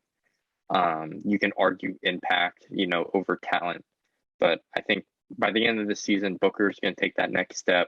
He's going to be better. Aiton's going to get better. Bridges is going to get better. Um, they got their backup big that they were missing. Hopefully Dario Saric comes back and helps them out because he was looking pretty good for them before he got injured. Exactly. Um, yeah, I mean, like I don't think they're really going to fall off because most of their team is young and they're just going to get better. And even if Chris Paul takes a back seat, I don't think you necessarily need Chris Paul to be your number 1 option Definitely to be don't. really good. So, and the other Plus, thing it's I want to nice. add, not really relating to like how well I think they'll play, but it is very interesting that the Suns did not extend DeAndre Ayton, and they're going to wait on it. And that's mainly because Chris Paul is a scammer, and he got overpaid with his when he re-signed this offseason. So I think eventually the Suns will re-sign DeAndre Ayton, but I don't think that they're doing it because like, wow, we really overpaid Chris Paul. Because again, Chris Paul's just gonna take a back seat, and even though like I think in the contract year 2 and year 3 is like non-guaranteed money, um, they still paid way too much for Chris Paul, especially at this stage in his career where he's just gonna digress and let other people on the team, be better. So that'll be interesting how that works out with DeAndre Ayton. I think it'll be cool to see Campaign become the new point guard as Chris Paul passes down his powers to the next point guard in line. Also want to That's point out nasty. that Suns team has not been the same since they got topped off by the Instagram thought in the bubble. So I think they're still riding off that high, and they're going to carry that into this season. Yeah. All right. Uh, Now you're probably I'll do number 4. And the people watching up to this point, thank y'all for tuning in. You're probably wondering, where the fuck are the Lakers? These guys have LeBron, Anthony Davis, Russell Westbrook. Why are they, especially to me, why aren't the Lakers not better than the Warriors? Well, I have the Lakers at 4. And the reason why I have the Lakers at 4 is we're not like ranking them based off how good the team is. We're saying like, hey, like this is what could or could not happen, and taking these into account, like what seed is this team going to be in? And I think for the Lakers, like they're just going to cruise through the regular season. LeBron is probably going to take games off. Anthony Davis is definitely, he should take games off, Absolutely. especially since this dude is injured all the time. And the only time he was not injured was in the bubble, and they had multiple months of rest. and he was fine through the playoffs. So like Anthony Davis can take games off. Westbrook is going to be key to them. This is the only reason why I kind of like the Westbrook signing for them, is that when LeBron and AD are taking rest, I think Westbrook is good enough to keep them afloat. So I think they'll be good enough for a 4 seed, but because they're probably going to rest and injuries could happen again, I think Lakers are just 4. And that's not to say that I don't think the Lakers, if they're all healthy, are the best team, because I think they are. But I just think because of those circumstances, they're number 4. That's fair. So originally my number 3 was not the Lakers or Warriors, but I just realized that Jamal Murray is not going to be playing for a while this season. So No, I not originally had till the April. Nuggets here. Yeah, so I'm putting the Lakers number 3. Pretty much for all the reasons you just said. You can throw Warriors number 4 again for all the reasons that you mentioned. And then, so I guess my next one, number 5, we have the Dallas Mavericks. Or should I say So the so you're Slabbers? you're moving the Nuggets to the 6? Yes, So they're going from 3 to 6. yes, because Jamal Murray is a big piece. Okay, before I type in Mavericks, can I just sell you on Nuggets 5? Sure, try. Okay, so we were talking about when we were ranking the players, how Jokic he's going to get better because he has to take more offensive responsibility, right? Yes, Same thing with Michael Porter Jr. yes. He is a most improved player like candidate for me. So I feel like those two on their own would be good enough to be better than the Mavericks. You can argue that, and I get that. Like, this is pretty close, Nuggets and Mavericks, but I feel like I want to give the nod to the Mavericks because Luka's going to get better. I mean, okay, like every year there's always a player that looks more slimmed down. Luka this year is that player, I feel. They have a new coach, which I am very interested to see, like how he's going to use Tingus Pingus. Is he just going to stand at the 3-point line? Is he going to actually use him? What's going to go on with that? So I have hope. Like this is my just prediction that like things are gonna work out and the Mavericks will get 5. Nuggets, yeah, but like you're missing Jamal Murray for a lot of the season, so I want to get him back. Because also when Jamal Murray comes back, you have to integrate him back into the beast. So that takes that takes a bit away from Jokic and his playmaking ability because now the ball is going to be in Murray's hands. Well, I think even when Murray was healthy and he's playing, I think Jokic still gets the ball like a healthy amount of times. And I think Murray's like he's a combo guard. Like he can play off and on the ball. So I don't think it's going to be as tough as it may seem. I think there'll definitely be some growing pains in that. But I have Nuggets at number 5. Like we both had Jokic as a top 5 player in the NBA. I think he's good enough to bring his team to a 5th seed. I think Michael Porter Jr. We'll get to the awards later, but he's a candidate for most improved player. I think he's going to be a good number 2. They're going to have Aaron Gordon for a full season or after this off season, so he'll be integrated a little bit more. Obviously, Will Barton came back in the last playoffs, but now he had a whole off season to kind of get healthy again, so he'll be back in the beginning of the season. I just think they'll be good enough. And then you got Jeff Green as well. Obviously, Jeff Green isn't a game changer, but they lost Paul Millsap, and I think at this point in their career, Jeff Green is an upgrade from Paul Millsap. So I think they will be good enough for a 5th seed. But I do have the Mavericks at 6. Yeah. Honestly, like it's close. Like I think it could be interchangeable, but for me, like it's not really a discussion. Like I just think the Nuggets. I'm more comfortable with having the Nuggets over the Mavericks because I question Jason Kidd as a head coach.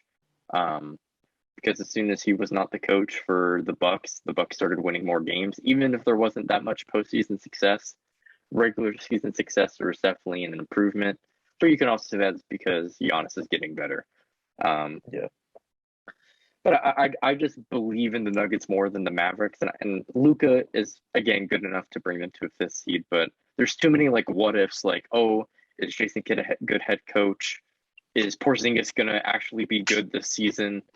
And honestly, I don't really think they improved that much, like in terms of their talent, like in terms of players that like they signed and stuff. So, what seed were they last season? Last season they were the 5th. Yeah. So wait, either 4th or they were 5th. Yeah. yeah. So I mean, like if they were the 5th seed, like they could still be the 5th seed, but I just think the Warriors are going to be better than the Mavericks this season to me. So that would automatically move them down to the 6th seed for me, especially since all 4 of the other teams were already above them. So That's fair. I mean, I'm rocking with that, but I get your argument. yeah, that's fine, man. That's fine. You want to go number 6 now? Sure. Number 6, I got the Nuggets. That was kind of a given. So number 7, I'm going with the Memphis Grizzlies. Wow. Yeah. That's bad, bro. Ja Morant got better. I think wasn't Brandon Clark hurt? No, Jaren Jackson was hurt last year. Yeah, don't talk about Brandon. Brandon Clark does not get any minutes, even though he should.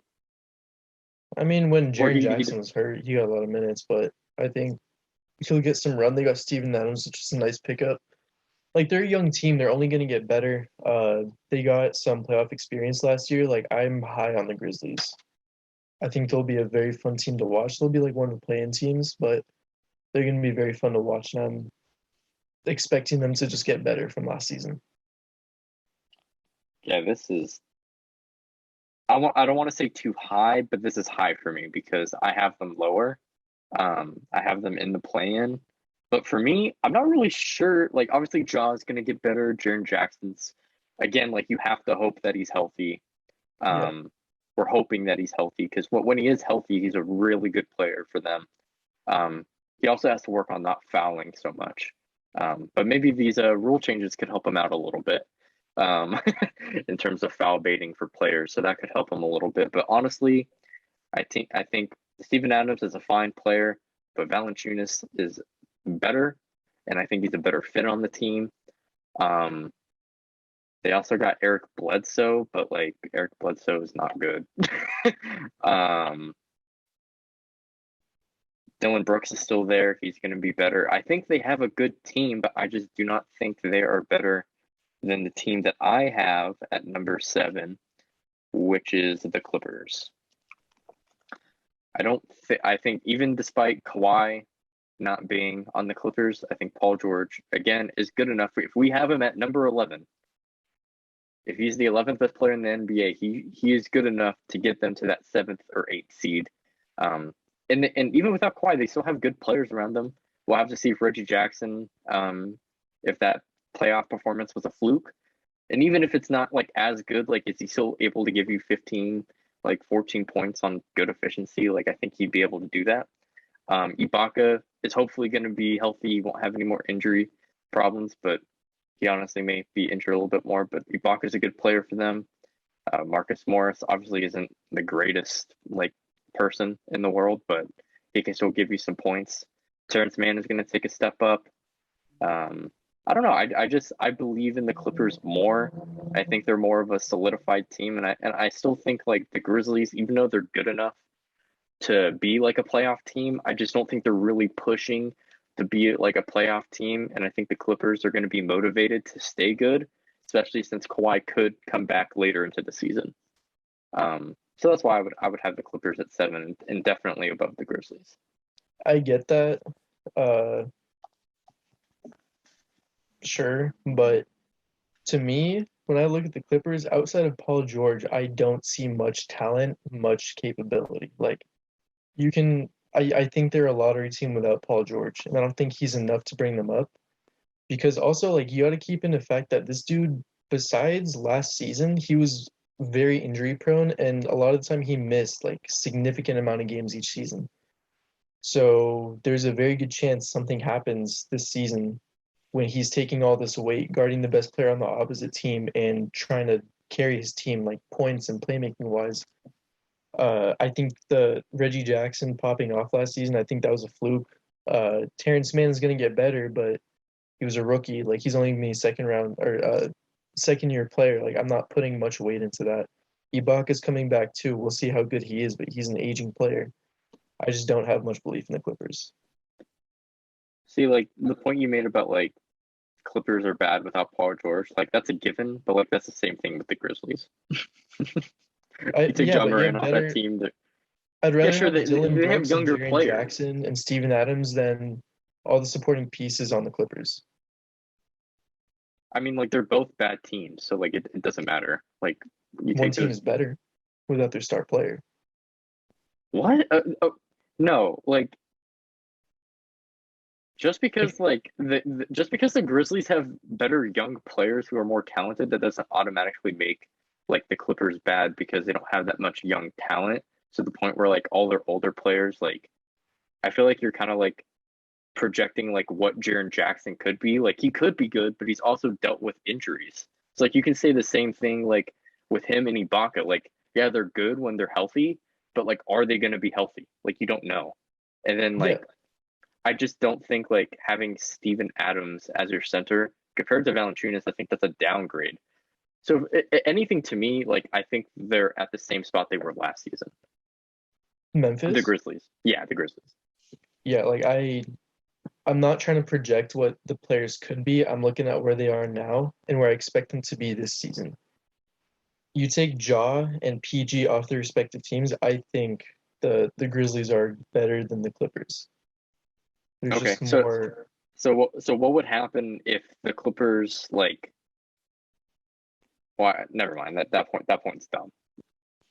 I think the Grizzlies make a plan, but I do not think they are. I don't think their team improved to the point where they're better than the Blazers or the Clippers. Like even though I'm high on John Morant too, he's going to be good.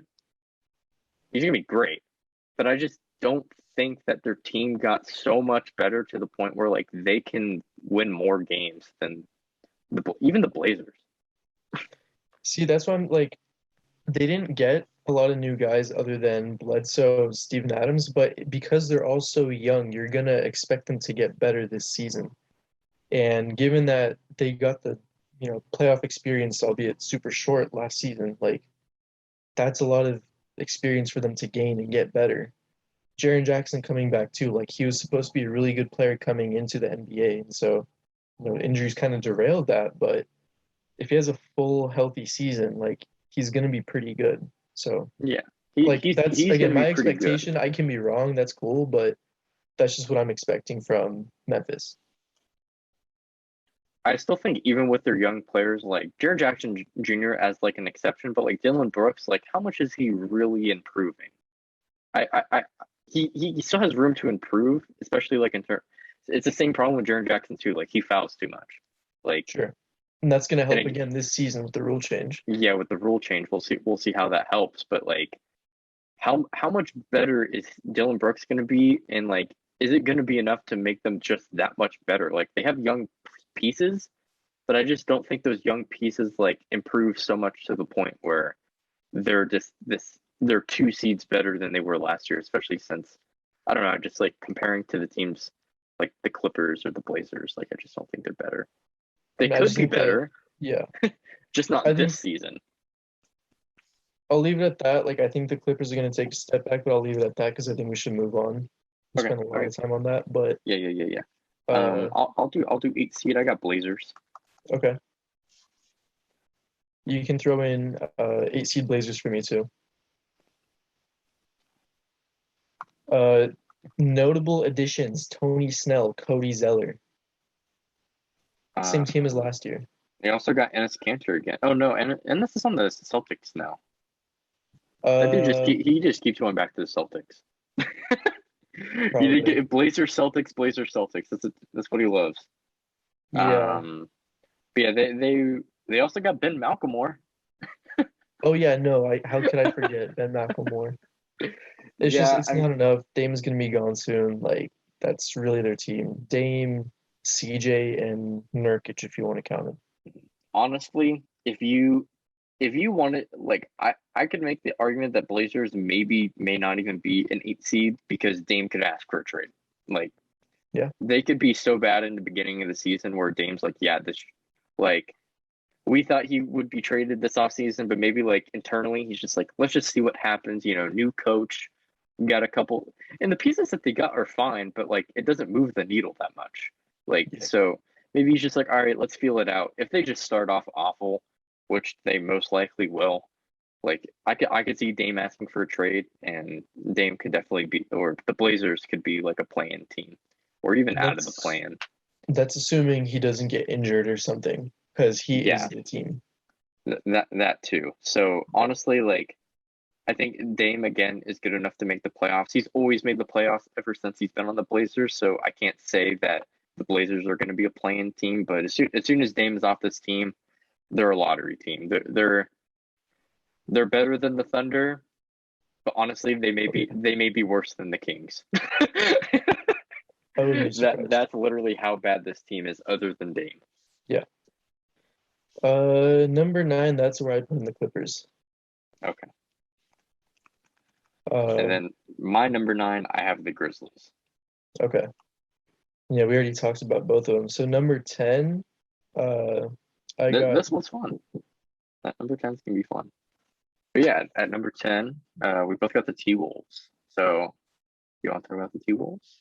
Timberwolves. Like I am hoping this is assuming that the three main pieces are healthy.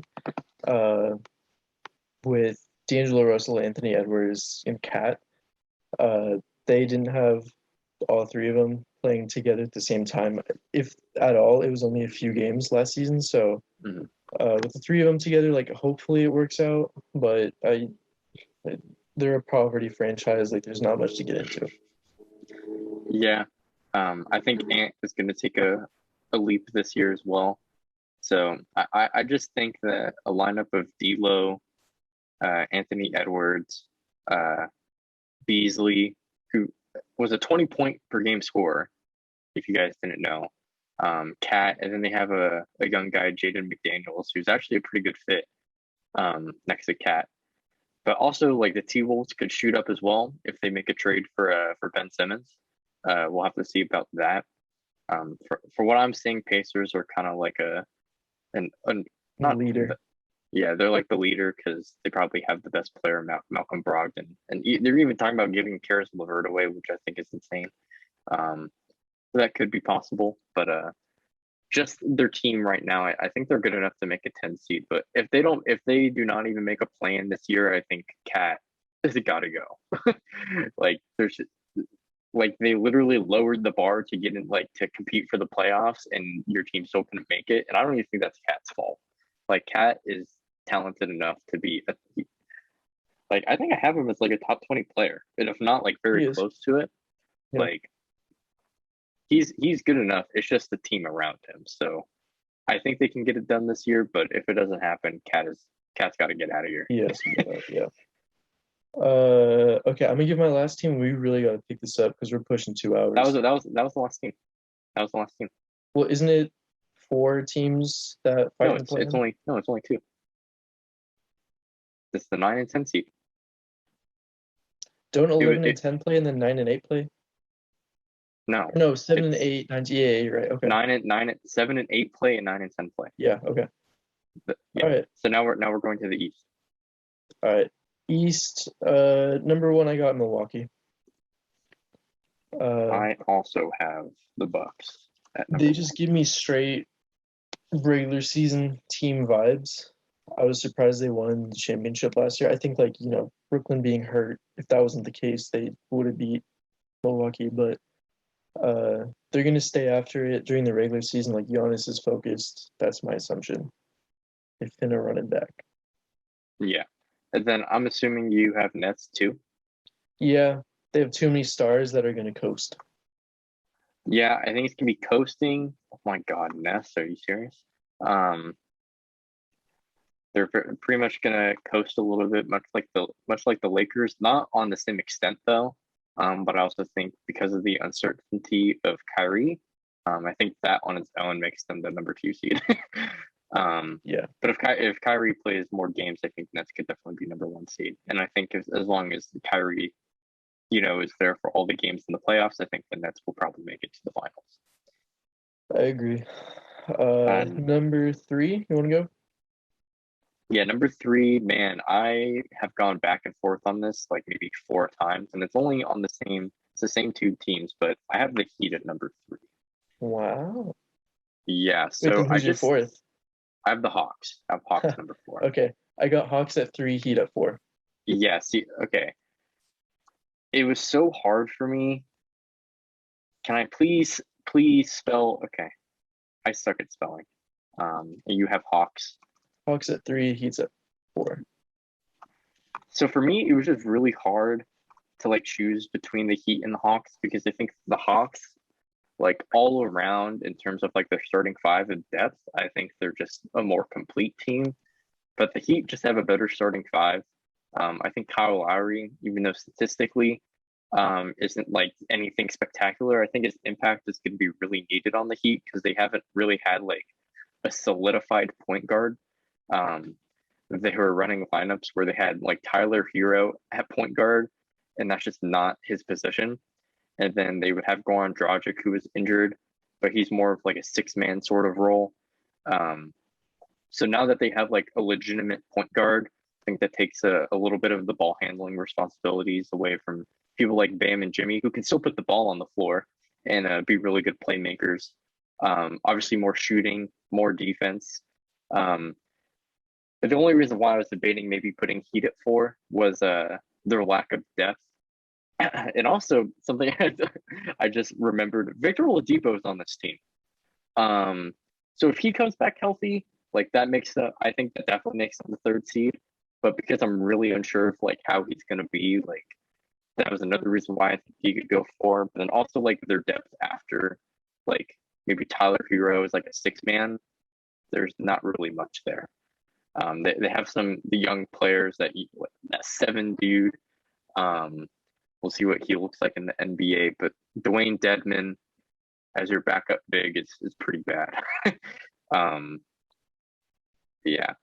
Yeah, I mean, my main thing with Miami was they picked up Kyle Lowry, PG Tucker. They're going to play a lot of minutes, and I think that's awesome for them. Like you said, we don't know what Victor Oladipo is going to look like, but the core is very similar to last year. I would say Kyle Lowry is a better player and point guard than Dragic, so they can only improve. Yeah. Yeah. And Uh, and it's very interchangeable between the Hawks as well. Because again, like they're a young team, so they're going to improve as well. So like they could, and I think ever since they got Nate McMillan, like they've been a great team. So like if that stays consistent, like I think they are a number three seed. But I'm not sure if that's going to happen again. Um, if it happens again, like I think Trey Young is like a solidified like star, like superstar in the league. And he probably goes up the ranks um, on my list. But yeah, it's very interchangeable between the Heat and the Hawks. I wasn't too iffy on it. I was like pretty set on the Hawks being number three, Heat four, but I can see it now. But number five, I got Boston. Um, I think Jalen Brown, Jason Tatum, they're gonna take the step up. New coach, we're gonna see what that looks like. They also have like a pretty young team, so we're gonna see how they improve if they do it all.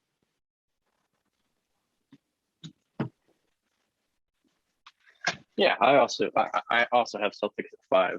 I'm really high on Jalen Brown, and like I said earlier, I think Jason Tatum could be like an MVP candidate. I don't think he has really any shot of winning it, unless if he gets the three seed, I think he's definitely top three. Same thing with Trey Young. Honestly, like if Trey Young is going to be a three seed in the East, I think he's also an MVP candidate. Um, That's fair. but yeah, I'm pretty high on the Celtics. I think most people may have the Celtics closer to eight than five. I So feel like that's just basing it off last season, but tis a new yeah, season. Even though I pretty much based my like top two for both teams based off last season, but we're not gonna talk about that.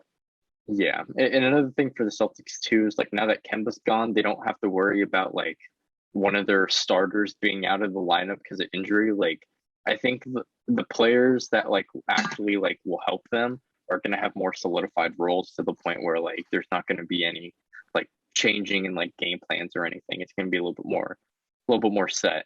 Yeah, And they predictable. also got Dennis Schroeder Oh yeah, as a good pickup. Good. What am I cheap trying to pickup. say? Yeah, a very cheap pickup, and I think he replaces Kemba pretty well. Especially Dennis Schroeder showed he has better uh, body Can parts than stay on the Kemba. court. Yeah, Yeah, he can stay on the court. So yeah, I think the Celtics are going to be a little underrated this season. I could see them being like really good to the point where like they may be the three seed. yeah. Do you want to go with Number number six? Or should I? Yeah, number six again. I was debating between two teams, but I'm ultimately putting the Sixers here at number six. I think Joel Embiid is good enough to lead this Sixers team to a six seed. Um, they obviously won't have Ben Simmons. We'll see. It depends on how long this goes on for. Um, if the Sixers, the earlier they trade Ben Simmons, I think the better they will be. So I'm assuming that the trade happens sooner rather than later. And if they do pick up someone like Malcolm Brogdon, I think that helps them a lot. Um, and I just think having shooters around Embiid is going to be insane. And Embiid isn't going to have to like play differently because Ben Simmons is on the floor. So I think again we had Embiid at six. So I think Embiid is good enough to bring this team to a six seed in the East. Um, There's that plus I want to. I mean, I'll get into Philly later because I have him later. But I think we need to consider like, can Joel Embiid carry a team on his own, and can he be healthy enough to do it? Because his health has been a question, so we'll see with that. But yeah, again, like this, it's so up in the air with how long this Ben Simmons drama is going to drag out. I think it's ridiculous, but whatever.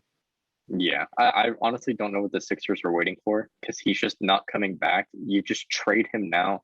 It's so funny. Like ever since these rumors have come out, like you got Doc Rivers on ESPN, like they're just doing a bunch of propaganda to fucking bring Ben Simmons' like trade value up. Like the shit ain't gonna work.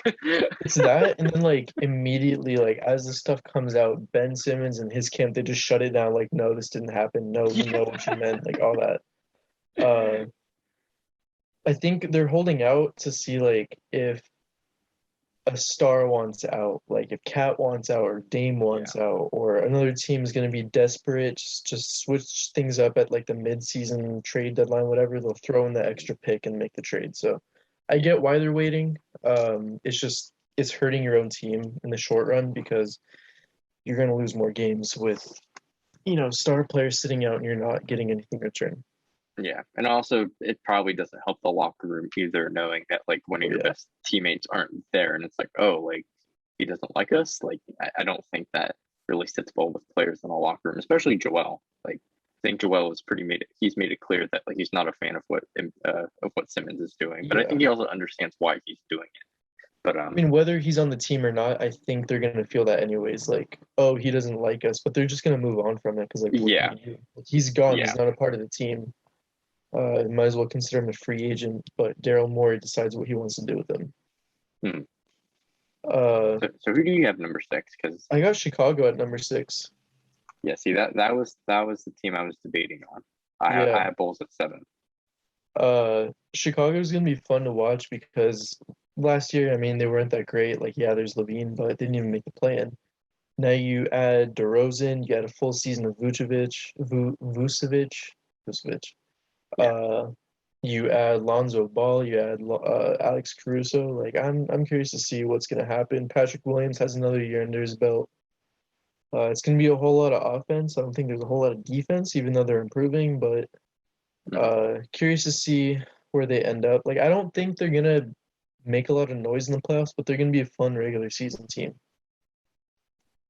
Yeah, no, definitely. I think like if they play the Nets or the Bucks, like I don't think they're winning, but if Oh they yeah. play the Hawks or the Heat, I think it may be closer than you may think. And I don't mean have to talk about this like off the podcast in terms of like preseason stuff, but like I don't really take much into account during preseason. But like the Bulls have been just smacking the teams they played. Granted, it's the Pelicans and the Cavs, but from what I've seen from them in the preseason, like it's definitely like what I think I'll see like in the regular season. We'll just see like if it's that much of a blowout because they're getting like 11, 12 steals a game as a team, which is actually kind of insane.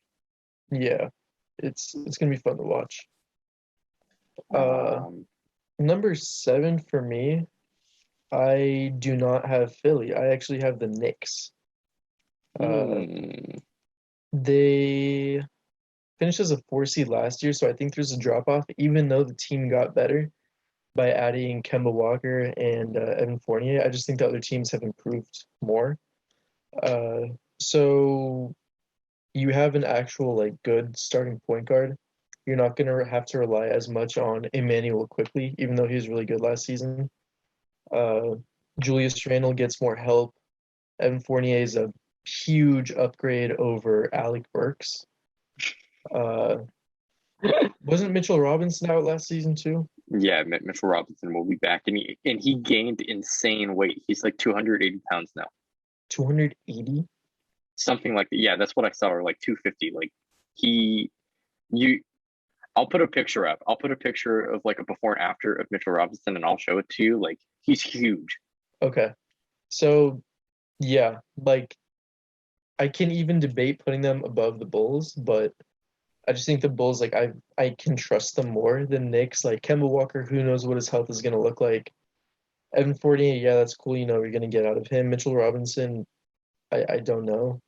I'm hoping he steps up, but we'll see. And Julius Randle, like after having like an amazing season last season, I think he's gonna attract more attention on the like when he's on offense. Players are gonna know how to defend him. Like they're gonna throw doubles, whatever the case is. So his role is gonna be reduced, but it really just depends on Kemba's health and how the other players step up. And that's a reason why I don't have the Knicks at 7, or even 8. I have the Hornets at 8. I just think that I think they got better this offseason. They got Mason Plumlee, who to me is an upgrade over Cody Zeller. They got Kelly Oubre, so hopefully he isn't Golden State Warriors Kelly Oubre, and maybe he's a little bit more of what he looked like on the Suns, a nice 3-and-D wing. Miles Bridges is going to be better. They got James Bouknight, who actually seems to be pretty good, and he could make a good impact for them. Like right now, I'm also really high on LaMelo Ball. I just see him taking a huge leap to the point where he'll be able to put them into that 8 spot and not a play-in spot. Because this is the thing too, LaMelo Ball missed games as well. And they were going to make they're going to be in that 7-8 spot last season, and then they missed games, and then they became the 9th seed. So I just think their team got better, and barring injuries from LaMelo, I think they'll be better than the Knicks. And even though the Knicks on paper got better in terms of like Kemba Walker and having Evan Fournier, questions about Walker's health is a concern for me. And even, I mean, they still have D Rose, like that could still be a problem in terms of injury, but he's been showing signs of, not being as injury prone because definitely takes some games off. Julius Randle will probably be a little bit better or about the same. Mitchell Robinson will be healthy. I don't know. I just think I'm really high on LaMelo to the point where I think they'd just be better than the Knicks. And I have the Knicks at 9. Yeah, and let's not forget that the Hornets also have Gordon Hayward. And yes, thank you for saying that, because yeah, Yeah. Gordon Hayward is still good despite his injury. He's not as good as he was, but he's still a solid Very piece for that team. serviceable, yeah. No, I'm high on the Hornets. I think they're gonna be a lot of fun. I don't have them there though. I had to put Philly at the 8 seed. Yeah, Philly is 8. Just because I think, like you were saying, Embiid is good enough to carry the team a bit, like bring them to the playoffs. Uh, again, we already talked about Philly. We'll have to see how the Ben Simmons drama fares out, but that's that. I put Charlotte at number 9. I feel that everything you said, like they're a young team, they're gonna get better. Uh, Terry Rozier is a lot of fun to watch. LaMelo Ball, Miles Bridges, uh, they're gonna get better as they're young pieces. Uh, yeah, they're gonna be This cool. this is very interesting to me because like for me, the Hornets are going to make a jump, kind of like how you think the Grizzlies are going to make that jump. So I'm just surprised you're not thinking the same for the Hornets, like as the Grizzlies. I put more weight into because LaMelo is the centerpiece of that team. I feel like he's the real star, and this is him going into his second season as he missed a lot of time from the first season. John Morant, this is going to be his 3rd or 4th season. Yeah. Yeah, he hasn't missed a lot of time. He's been to the playoffs. Like I have more trust in him. I get I it, sure, guess. but that's my To me, take I on think it. I John think Morant and LaMelo Ball are going to be very comparable. Um, so if you think John Morant could like lead that team to a 7 seed in the West, I think LaMelo Ball can bring his team to an 8 seed in the East. see the end of the East is so wishy-washy because again, like the Kemba Walker's health is a huge factor. The Ben Simmons drama is a huge factor. Like all this stuff is like up in the air. Like it's just my prediction. I Yeah, don't know what's gonna happen. yeah, that's true. Yeah. Who do you have number 10? Number 10, I think we both. I have the Pacers. Yeah, that's who I have as well. Okay. I was debating between them and Washington, but I think the Pacers are gonna get it. Yeah, I'm They're trying to just think that who team that's else. like they're right in the middle. They're not gonna tank, but they're not gonna do anything crazy. Yeah, they have like solid pieces on the team. They're just like the team that's like it's like you look at the players, you're like, hey, these guys are talented, but obviously they don't have like an all-star like caliber player. I mean, Malcolm Brogdon. I guess Sabonis is an all-star. He's been a all-star Yeah, twice now, right? So, yeah. but obviously he's like a lower tier all-star. Malcolm Brogdon's like a fringe all-star. When they're healthy, like they're definitely a playoff team. But I think because of how injury, like how unlucky they are with injuries, like just Paul George, Victor Oladipo, like just going back, multiple years, Danny Granger, like the Pacers have always just been injured. So I just don't see them having, this luck to the point where like this team is healthy. Because I actually legitimately think if the Pacers are healthy, they may be better than the Knicks. Because I Oh, just yeah. think they're a talented enough team to like be comparable to the Knicks just because overall they're really good. And let's also not forget they have Rick Carlisle as their head coach now. Yeah, new Um, coach. so honestly, like I could see the Pacers being better than the Knicks this season, but because of injury, I have them at 10. Yeah, it's that plus like Karis LeVert is a new piece that they got. He can be efficient. They're a front runner for the Ben Simmons race. I think that we can take into consideration if they get him, like that's cool. They'll improve, I think, but again, we don't know with that, so Yeah. we can't really like put a lot of weight into that. So that's that. I'm trying to fly through these awards because I got a lot of studying to do. Uh, All right. but Yeah, I for the didn't. awards, you want to go first for MVP, or do you want to work your Yeah. way up? No.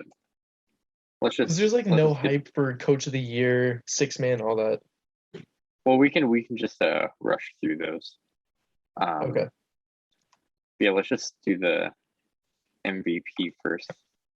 For MVP, I have Curry. So again, that's why I have the Warriors at number one. I'm just really high on Curry, and I think if the Warriors are the number one seed, there's just no doubt in my mind that Curry's not the MVP. Like, especially since Hamza, what you thought they were going to be the fourth seed. So like, if they're making that much of a jump in the standings, I think Curry is definitely the MVP. He's going to give you the numbers, and I just think the Warriors can be that good. So I yeah, think I have Curry MVP.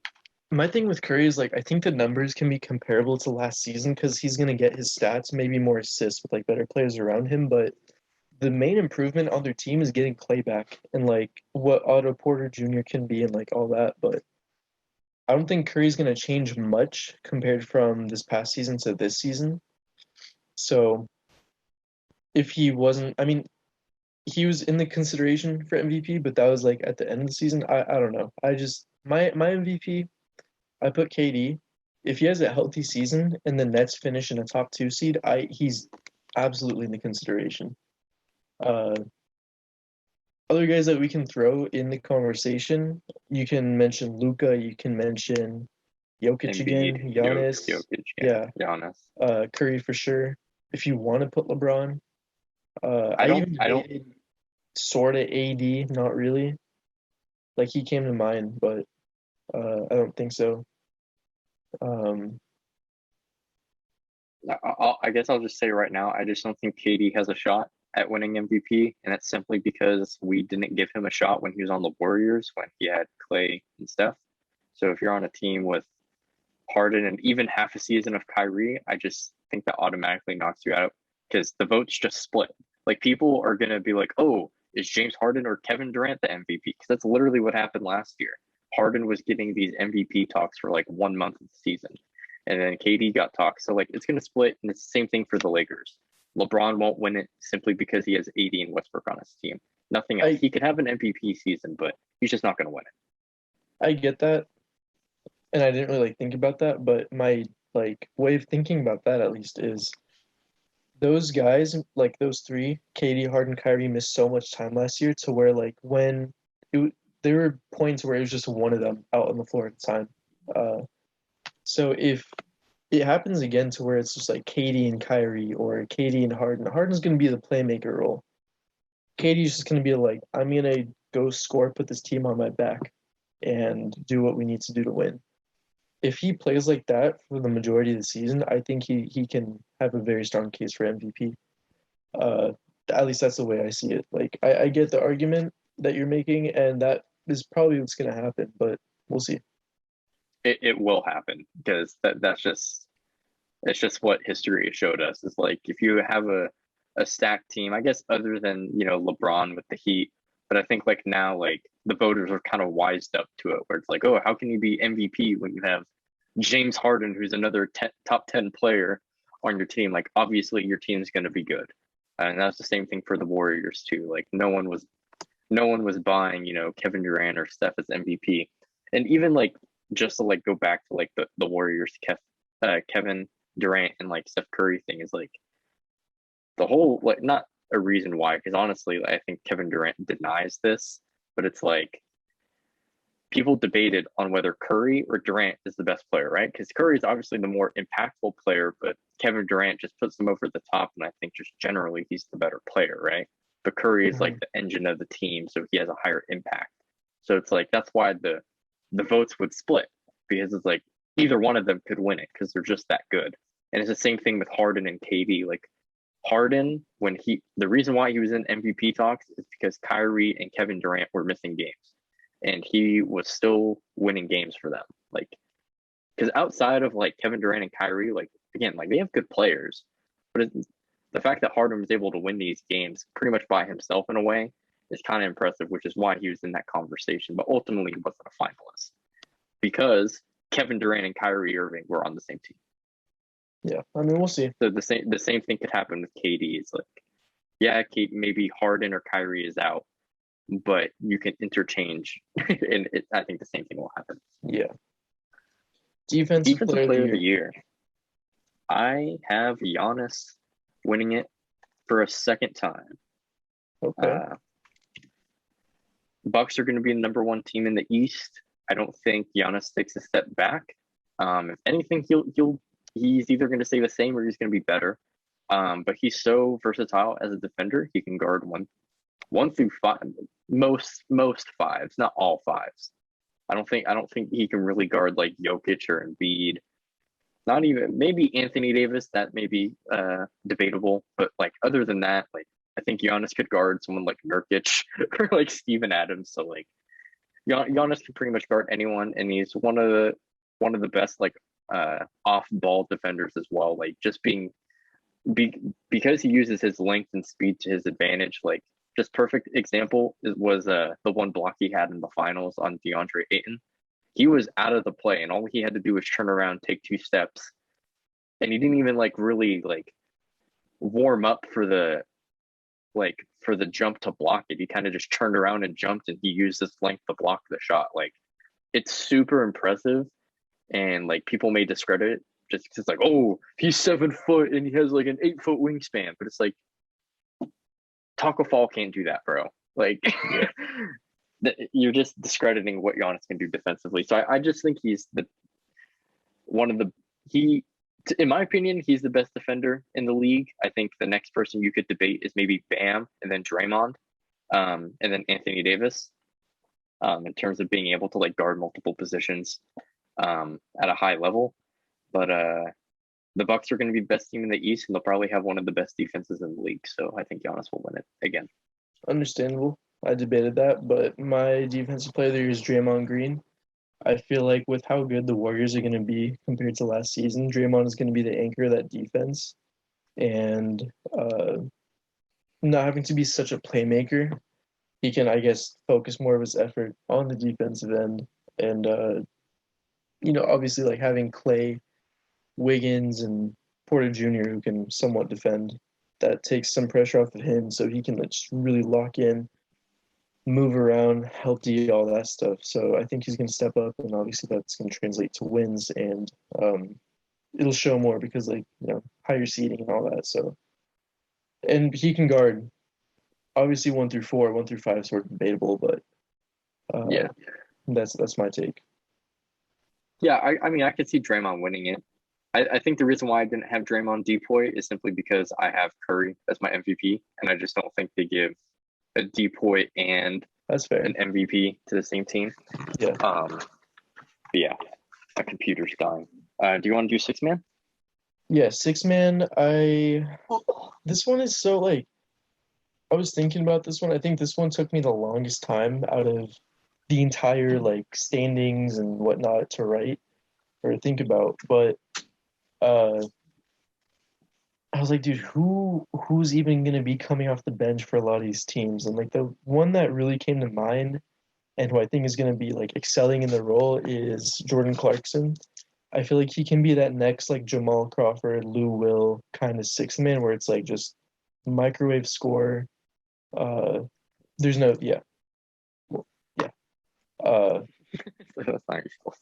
he's just a bucket off the bench, gonna feast on second unit defenses. That's I guess what you want from a 6-man. I don't know. Yeah. Just depends on how you coach, I guess, but he's definitely starting caliber just playing off the bench, so I'll give it to him. Yeah, I also have Jordan Clarkson as a 6-man. It's like Hamza was saying, there's like players who could be 6-man of the year, but like I'm just not sure. I think if Clay was healthy in the beginning of the season, I think it would actually have Jordan Poole as sixth man of the year. I think he can literally do what Jordan Clarkson is doing. But because he's most likely going to start, and I think Steve Kerr literally said he's going to start for them. And honestly, Jordan Poole may even start once Clay's back, because I just think he's like going to be that good. But even if he doesn't start after Clay gets back and comes off the bench, I just think he'd probably play too many games as a starter to be identified as a sixth man. So I just think Jordan Clarkson repeats it again. Yeah, I concur. Yeah. All right. Most improved? Yeah, most improved player. This one was hard for me too, because I'm gonna say right now, we're gonna be wrong. Because every most improved player is someone who comes out of nowhere. But I guess for me, like, I just think Michael Porter Jr. is gonna take a big step, and he's gonna be, while Murray is out at least, he's gonna be a solidified number 2 option.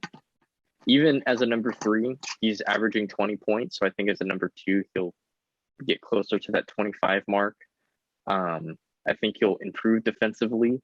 He'll have more opportunities to, create off the dribble and shoot off the dribble, and not just be kind of like a spot up shooter like he is as a number 3. So yeah, I think we'll see a big jump from MPJ. I thought MPJ was a good choice. I thought about it. Also had a very tough time. We're going to be wrong anyways. I think most improved I'm going to give to Zion. It's going to be tough to even like look at him as a most improved candidate, because when you vote for a most improved player, it's like who became a nobody to a like somewhat somebody. And Zion is already a somebody for one, all the spotlight he gets, for 2, he was an all-star. But I think this is the season where he's like, okay, like I'm just gonna take the leap and ball out. So there really wasn't much thought behind this. I was like, let's throw Zion in because I don't really know who else could get it. Yeah. And I was thinking like Mikal Bridges for the Suns, or even OG Anunoby. I think both of those guys can make strides in their game, like especially OG. The Raptors we didn't even have in the plan, so I think OG could have more opportunity to shoot off the dribble, and he did that last season. He showed a lot more like promise as like a off the dribble type of player, not just a 3-and-D stand in the corner guy. So he could take it to the next level. And if anything, I would probably have him at number 2 in winning it, and then Mikal Bridges number 3, because Mikal can kind of do the same stuff OG can, but not as well. I just think the role that Michael Bridges plays on the Suns is going to restrict him from being being more than a 3-and-D player. So yeah, I agree with that. Think about him. Rookie of the year. Rookie of the year. I mean, it's just between 2 players. It's between Cade or Jalen Green. I got Cade. I went Jalen Green. My thing with Cade was I felt like he's gonna be like just kind of a steady player, like pretty solid rookie season. Nothing crazy. Like he can definitely be something really incredible down the road, but Jalen Green is gonna get like the highlights, he's gonna get the hype, and that's gonna get the votes for rookie of the year. And he's an incredible player too. I think he's gonna be a star. He could even be better than Cade. I wouldn't be surprised, but he's fun to watch too. California born and raised, so there's that. Yeah. Yeah. Yeah. I mean, it's between either of them, and honestly, like I would not be surprised if Jalen Green makes it over Cade, just because I think he's a more flashy player, and I just think that on its own would probably. I'm actually going to change my pick now, because I think just that on its own is going to make him votes. rookie of the year, just because he's probably more flashy than Who's going to show up on House of Highlights more often? So yeah. But I think Cade will probably be the better overall player. Yeah. Coach of the year, this one, sure. I said Quinn Snyder. Originally, I had Ime Udoka, but then I was like, we have no idea what he's going to look like. And I'm not like crazy high on the Celtics anyway, so I just don't really see it, materializing as him getting the votes. But I could be wrong. I'm probably going to be wrong with this one. Quinn Snyder, like he's gonna lead maybe the best team in the league. So that's like the safe bet. Yeah. I went with Udoka for Coach of the Year. I mean, I had the Celtics at the 5 seed, but again, like I think that's overachieving. I don't think most people think they're going to be that good. I think they would probably take teams like the Sixers, Bulls, over them, but I think they can be that good. And honestly, like even though I predict them at 5, like I could actually see them being 4-3. So yeah, I don't know, and we'll see what happens. I don't really know much about Udoka. Like at all. So we'll see what happens. But I think the Celtics will be like good enough and they'll overachieve. And and that's why Tom Thibodeau won last year. It's like even though they were a 4 or 5 seed, like they obviously overachieved, so he won. So I think the same thing could happen with Udoka for the Celtics. Yeah, wouldn't be surprised. So that wraps up our rankings of everything. We are pushing 2.5 hours. Well, I don't think we actually did a whole 2.5 hours because we didn't record right away, but that's fine, man. Well, I mean, we started like about 2, but close enough. But yeah, man. Just disclaimer, I don't think there was much bias in this. Like, I'm an OKC fan, and Alex is a Nuggets fan. So yeah, man. I didn't mention any of my team. I also want us to tank and be the worst team in the league. So I really hope none of our guys show up here.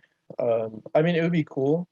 Like maybe Josh Giddey gets Rookie of the Year, but realistically, I don't think so. But yeah, there's that. There's that. Man, like if you guys are still listening, I am sorry. You really don't have much better to do in your life, which is cool. But like, if you're spending your time listening to us talk for like 2.5 hours, like, you might want to pick up a hobby. But appreciate it anyways. Like, comment, subscribe. OnlyFans. You guys know the drill. Hit us up if you have suggestions or anything. Stay tuned for hopefully next week. Fingers crossed on that one. We'll see. I don't know. Yeah. We'll find out. Yeah. Anything you want to add? No, man. Make sure to share the video with your grandma. Facts.